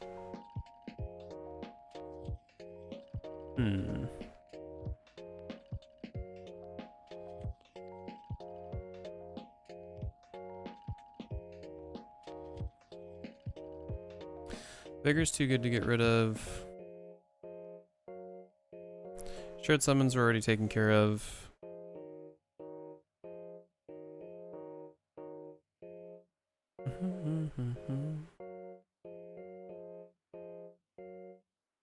It would actually help growing right slip too. Do I take out Earthshaker and put this in? Because it costs the same. Like, what's the upside with Earthshaker Giant? Upside is we pay 6 mana to have a big blocker out. That gives everything else +3/+3 and gains trample. Like, again, it's not as impactful as Craterhoof. It's kind of Craterhoof-like. Whereas if we put out Iridescent Horn Beetle after we've had a huge turn putting counters and stuff, which is kind of a big strategy with our deck, we end up going wide, which means we could hit it with Triumph of the Hordes. We have a bunch of stuff that puts counters on everything. I think going wide's going to be the strategy. As much as I want to keep Earthshaker Giant kicking, I don't know why. Something just tells me that that's the better strategy in this shell.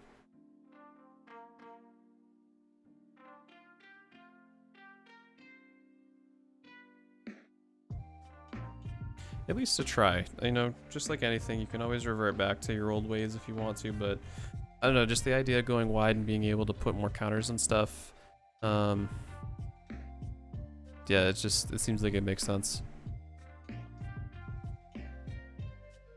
Okay, so last but not least, we have Tangled Florahedron.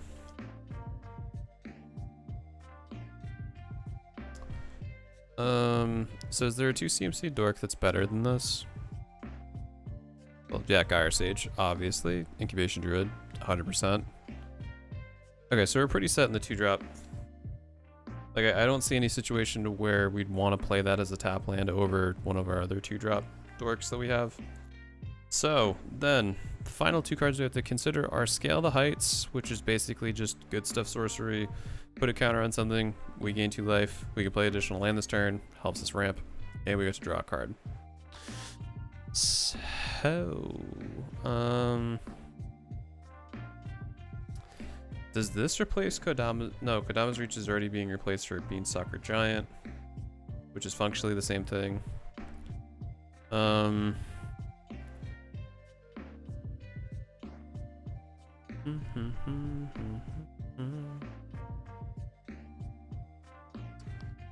Pretty trim on lands. I don't want to change anything in that regard.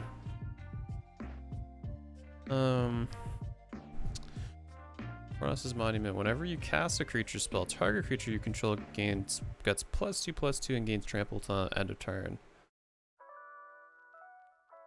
But the thing is, we don't have anything with haste, but I guess if we're casting a bunch of littler things, it helps us pump things up down the road.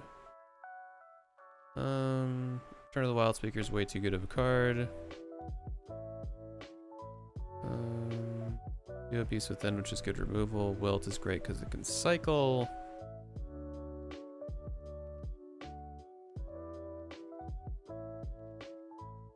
Bum, bum, bum, bum.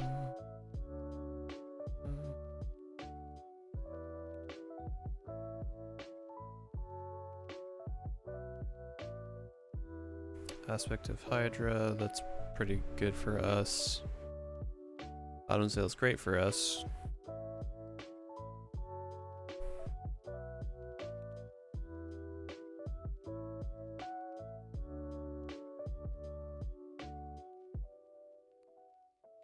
Ram through.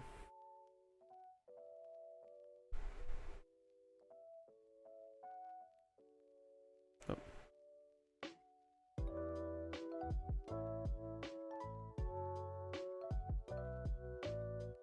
Never mind.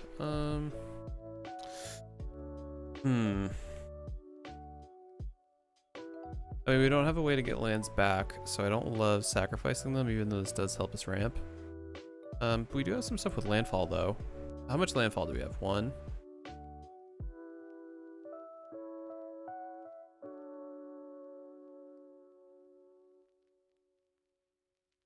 Oh, do we just... do we just have 1 creature? Am I exposing myself?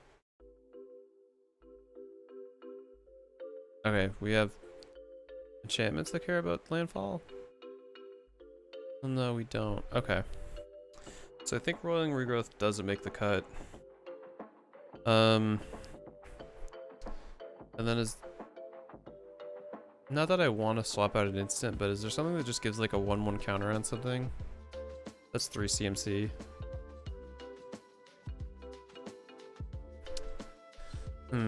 I don't think so.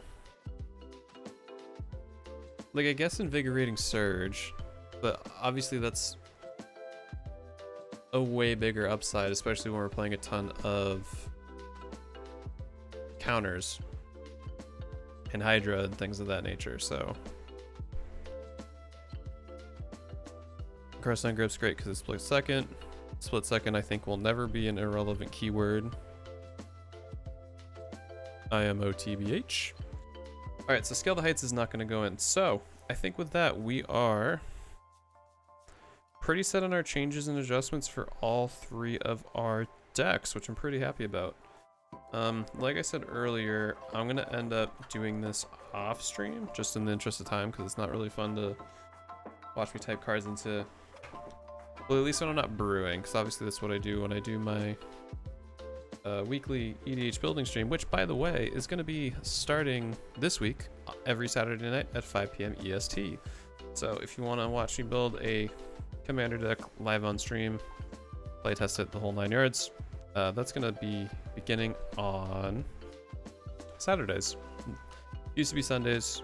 Just trying to mix things up, see how it looks. Not enough people watch, or people don't like it on Saturday night. I'll switch right back to Sunday mornings the week after. But building a mono black deck with that, and actually, let me look at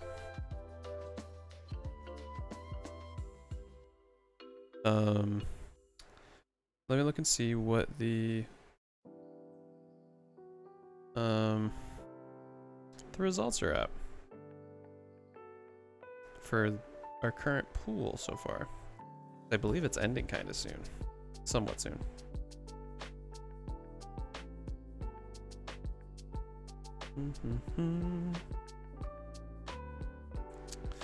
Yeah, so for the options of commanders, we have Gonti, Villas, Caller Gisa, and King Makar the Gold Cursed.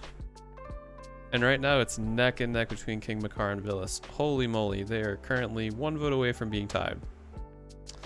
But there's only 2 hours left to vote, so if you're looking to make your voice heard, you can find it on Instagram. Unfortunately, I don't have a keyboard plugged in right now, so I can't do the wacky and fun !! Socials, but that's what you can use. Find all my social medias. But I'm going to be right back in a few minutes. I got to plug in my keyboard, do a few other things, and then when I come back, we're going to go headfirst into some arena. So, I will be RB.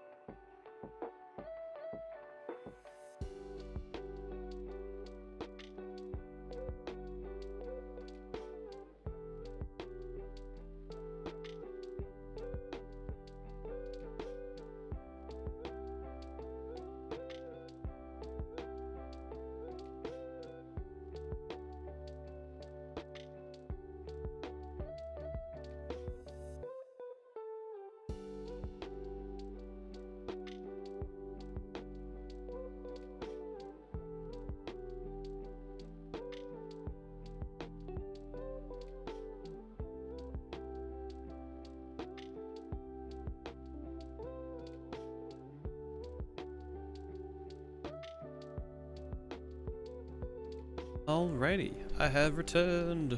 Let's go into some arena. Arena.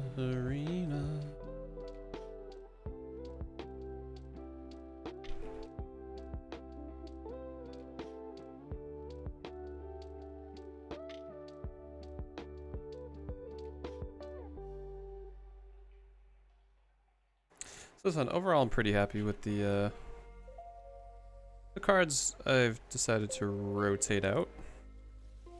Still really need to find the token for the treasure nabber, whatever the heck that goblin's called.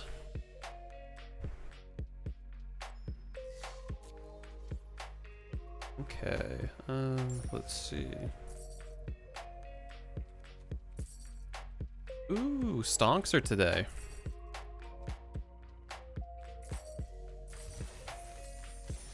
I will gladly take some stonks. I'll gladly pay you Thursday for some stonks today. Let's see. Oh yeah, shoot, I'm in Mythic now, aren't I? Yeah, 3 more days. Why can't it end now? Well, at least all of our, well, most of the monies for today are in Bant Prison colors, so that's good news. I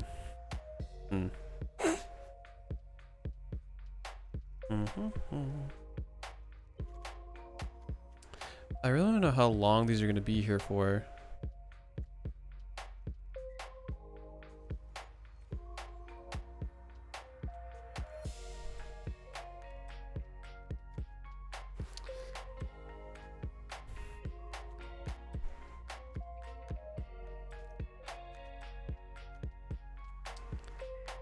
Oh, I love that island artwork so much. It's so nice. Oh, it's a Black Lotus pet? That's interesting.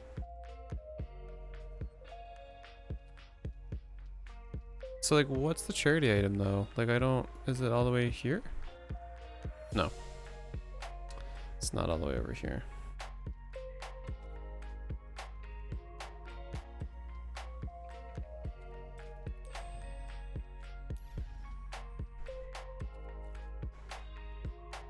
Okay. Well, I'll save my stuff for later. Let's do some Mythic Prison.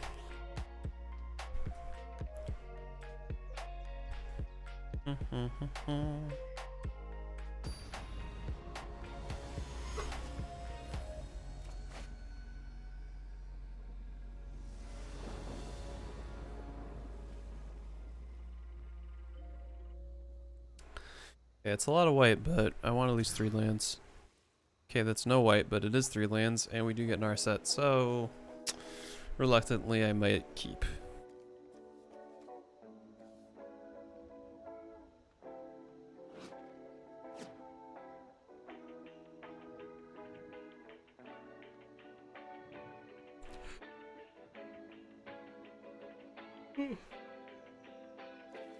Excuse me. Biggie time yawn. It was a real big yawn.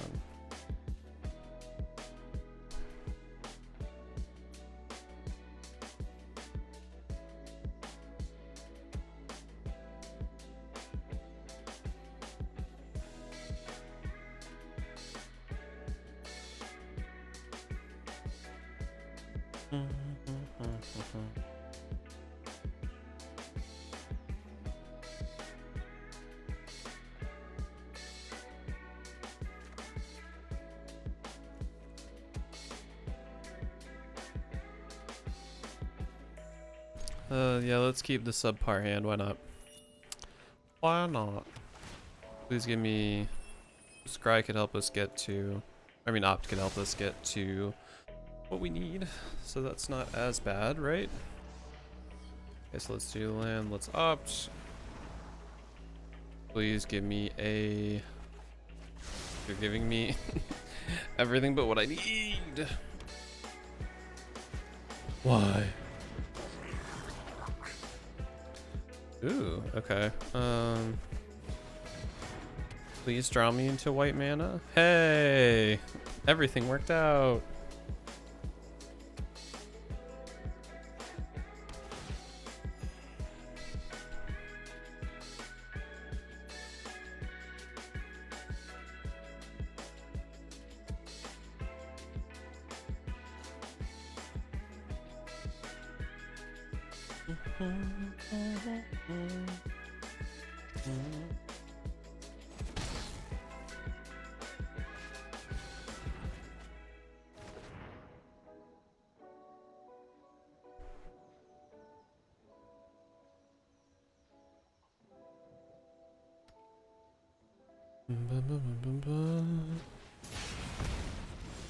Okay. I'll put you in tapped because I don't really know what I want. I guess we'll do Narset. I'll probably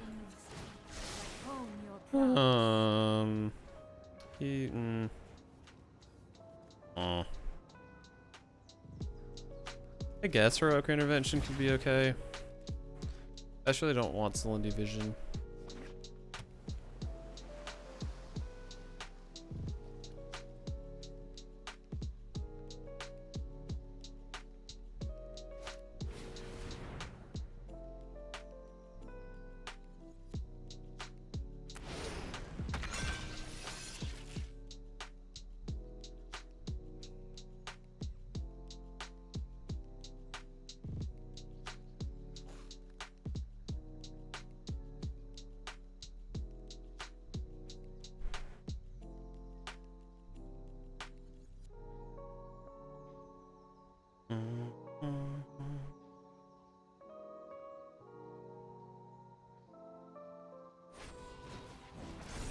Oh, okay. So I'll probably put Gideon's Intervention down for Sea Dash or Octopus then, right? Nope, I don't think so.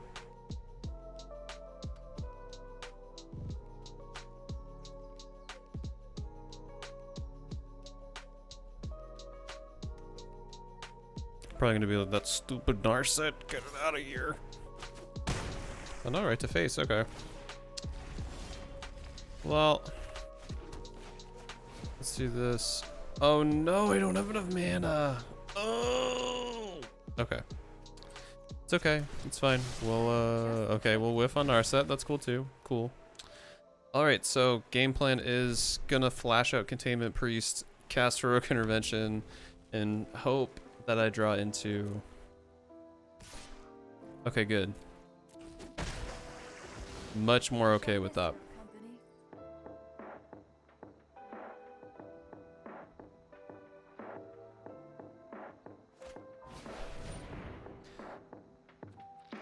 Warcry Phoenix. Okay. Well, let's get you out of the way.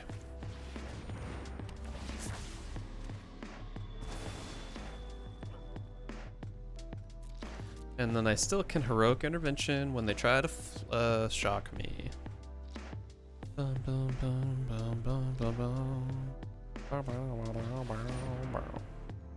Ooh, okay. Well, guess they like their phoenixes.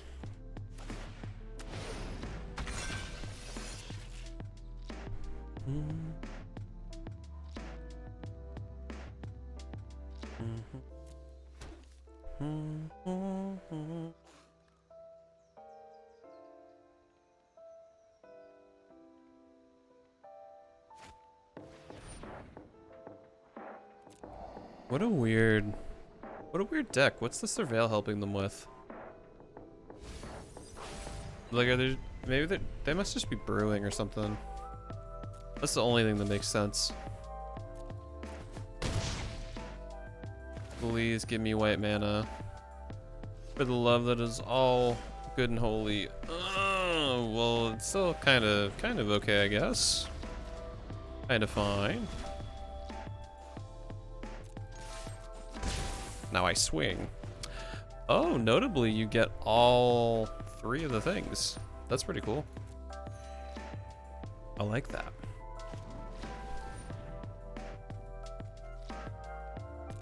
Okay. No, I just wanted to waste both of them. Skadoosh. How does it feel to waste 2 shocks?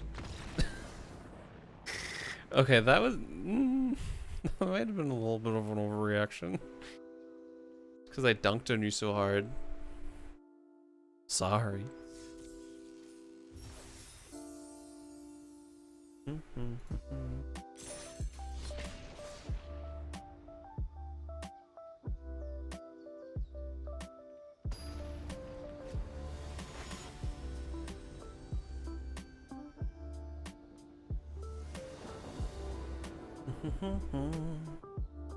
Okay, great. We got access to all our colors. We can Confounding Conundrum or Lotus Cobra. This is a wonderful early game hand. Only thing I'd say would make it better is if this Narset was a Containment Priest, but I'm not going to look a Gift Horse in the mouth, as some may say. So depending on the matchup, I'm probably gonna pay for the breeding pool and bring out Confounding Conundrum. If I see green, if I see any green. Okay, this is not any green, so I'm pretty confident they're not gonna be... Actually, you know what? I'm still gonna Confounding Conundrum anyway, just in case. Oh, well, we drew into a land, so that's cool. Yeah, we'll Confounding Conundrum, draw into another card. More lands, I'll take it. Next turn we'll Cobra, we'll put out the Sun Petaled Grove, then I'll probably play Opt. Oh. I'm gonna hold on to Deputy until they get a Pride Mate out or two, or hopefully something else. Also, that was a misplay because, let me actually just do this. Boop. I should have listened to my own advice and dunk the, why did I say dunk? I meant to play Lotus Cobra into that. Actually, you know what? It's fine. We'll just do this into Daxos, and then we can flicker Deputy if we need to, if they end up getting a wide board state somehow, to where that makes more sense. So, it's fine. Slight misplay, but I can... Pretty sure I can recover.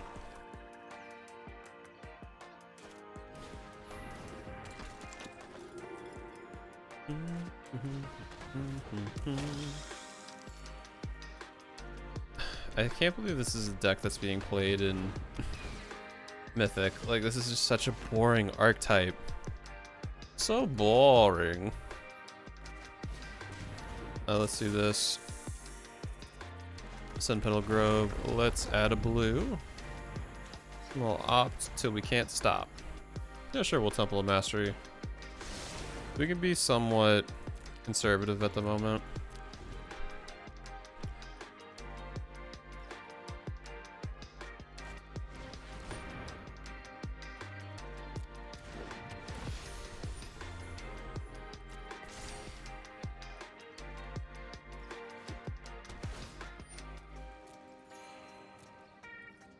I laid out they're running Feed the Swarm, so that's cool with me.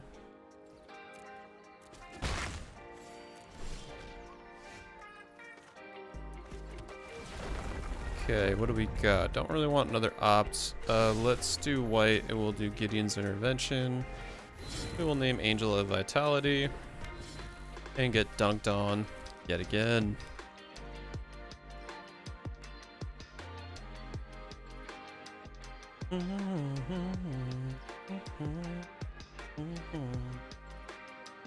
Unfortunately, we can't flicker it if it ends up getting targeted, but be that as it were, I don't think Orzhov is running too much enchantment removal. If they were smart, they'd be running Feed the Swarm over other targeted creature removal, because duh, why wouldn't you? But that doesn't seem like that's been the case. You can swing in, but you're not gonna do damage. Yeah, great job. You're doing good. Let's do blue.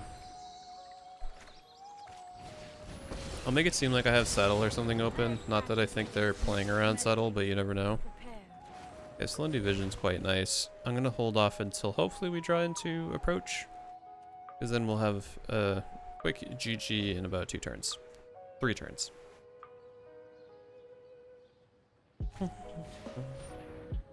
Okay, now I'm kind of tempted to rebalance Deputy, but I don't want... I mean, Daxus is functionally the same thing, but... I'd rather... I talk for like 20 hours a week. Hello.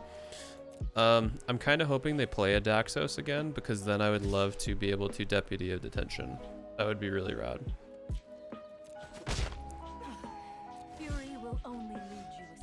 Ooh, we got a Chew Lane. Oh, I'll activate this to kill Narset. You don't have any draw. You're an Orzhov. Hoggies. Okay, so... Ooh, the only thing is we're down a land. We'll hold off.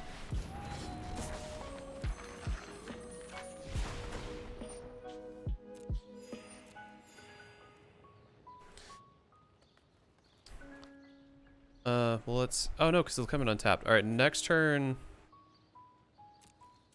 Next turn I'm going to crack the Fabled Passage while we still have Lotus Cobra.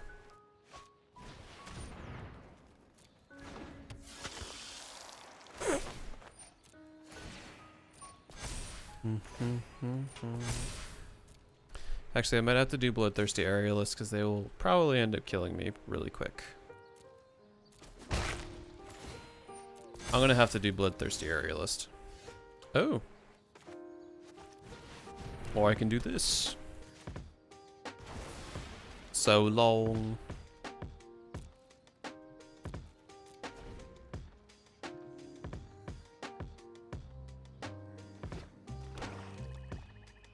Okay, so we pretty much got this in the bag, because even if they end up getting out Najani's Pridemate or something that can really benefit, we can just Gideon's Intervention it. Alright, so let's...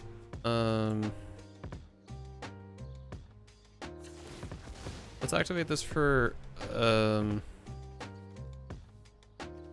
blue. Let's go for white. Let's cast Approach Second Sun. Alright, unless they can disrupt my hand or kill me. We got GG in 2 turns. Perfect Pridemate. Honestly, we win anyway. Oh, well, actually, no. I need Lotus Cobra to stay alive, and I need to draw into a land. Those are the 2 things that have to happen. Okay. I'm gonna do Gideon's Intervention right now to Pridemate. And then let's see. As much as I want to dig, I need to guarantee that we have enough mana to cast it next turn. So let's do this, and we'll do Narset. I know 88 ways to defeat you. No attacks. Okay. We look at the top 4 cards, so if she can survive somehow to next... Not this turn, but the turn after, we can dig for it and end up... winning. I'll probably wait 1 extra turn just to be safe.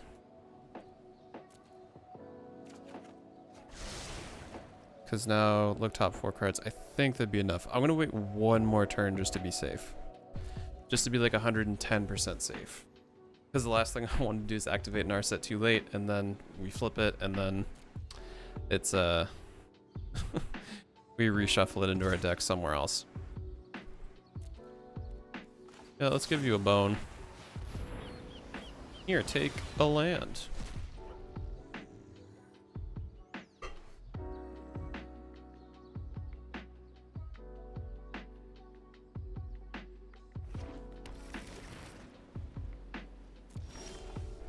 Okay, this should be good now. Yes. Good game. Bada bing.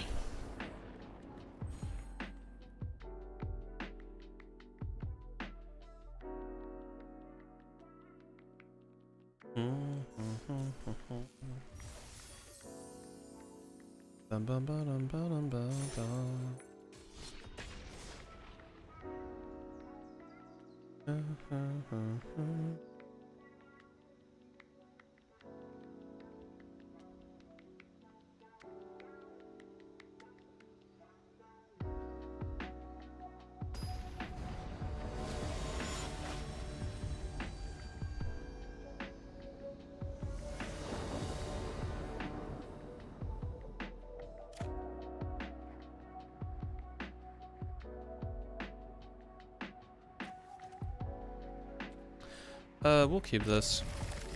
Honestly, I might only do another game or two unless like I get a bunch of people in here, just because I'm kind of feeling a little tired. Today was the day. And I sort of want to vibe out and play some World of Warcraft. So yeah, I might do that, but we'll see. Okay. I guess we'll do... We're gonna have to do Temple into Temple, which is not the greatest feeling in the world.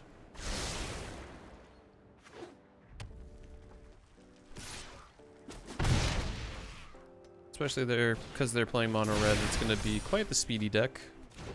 Quite the zoomies.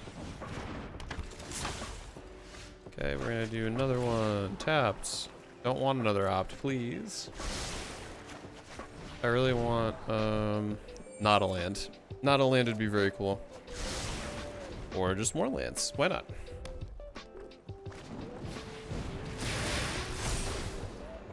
Okay, so we're probably dead turn 4. With how much acceleration they got going on. Yeah, we're dead turn. Probably even turn 3. The only saving grace is their hand's pretty low. Let's do Temple of Mystery. We'll do it into... Chulane's not gonna help me right now. Okay, I have to do it into Confounded Conundrum. Okay. I just need a creature, for crying out loud. Okay. We are probably dead. Okay. Wow. Well, my estimate was almost right. Jesus. This is why I don't like playing in Mythic. Because it is really not that great sometimes.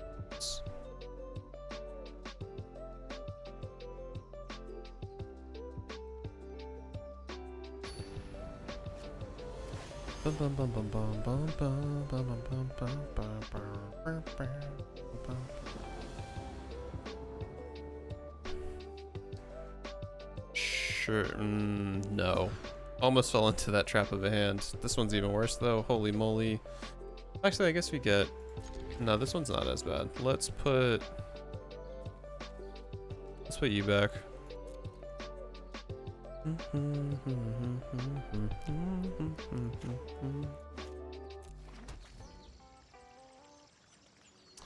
I guess you could argue and say that I probably should have put the top Salinity Vision down first, but I like to make bad choices sometimes.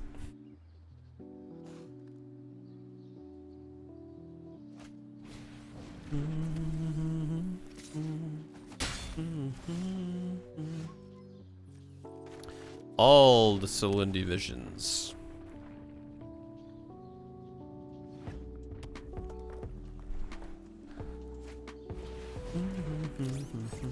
Ah, is this Cavalcade I spy?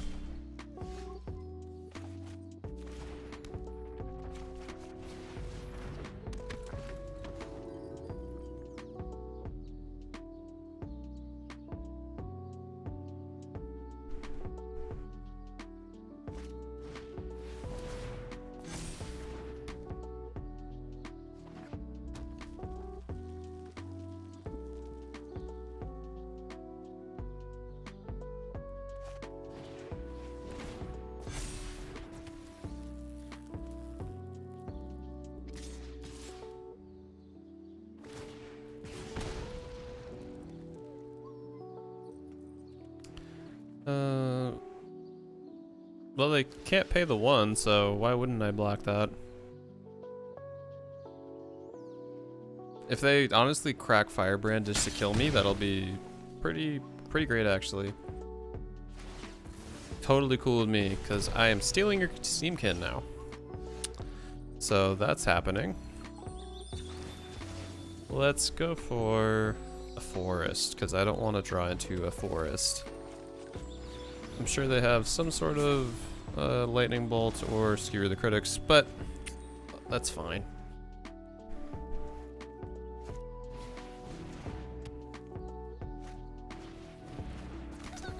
Oh, fun. Oh, and they do get that extra land. Nice. Well, that's cool, I guess.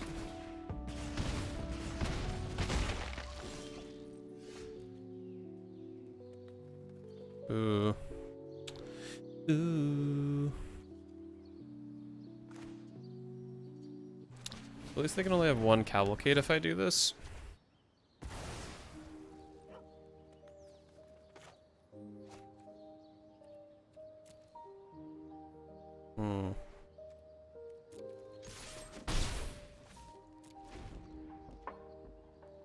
I had to save that Celine Division to try to get just anything really.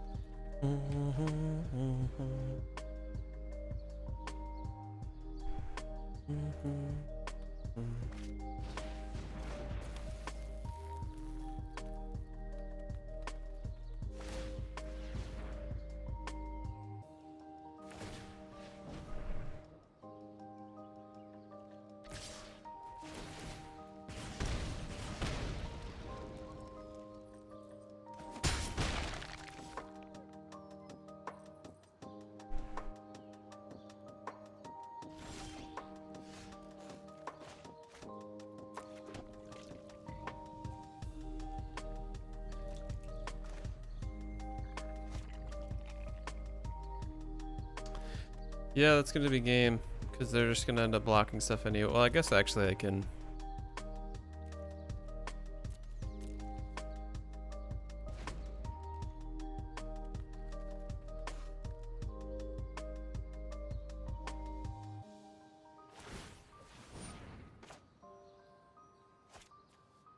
Oh, they both have haste, okay.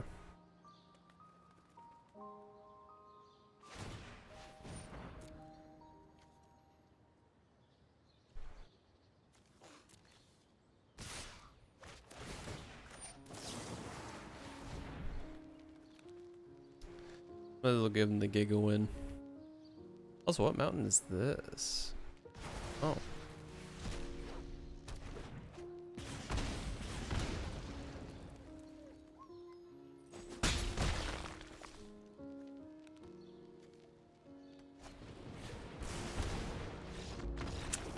Oh, there it is. Alright, well, like I said, I'm going to end stream a little bit early tonight because I am feeling kind of sleepy and had a pretty overwhelming day at work. So, I will be back here tomorrow, same time, same place. We'll probably end up doing more arena now that I got my cards somewhat organized to re-sleeve and swap out and all that fun stuff.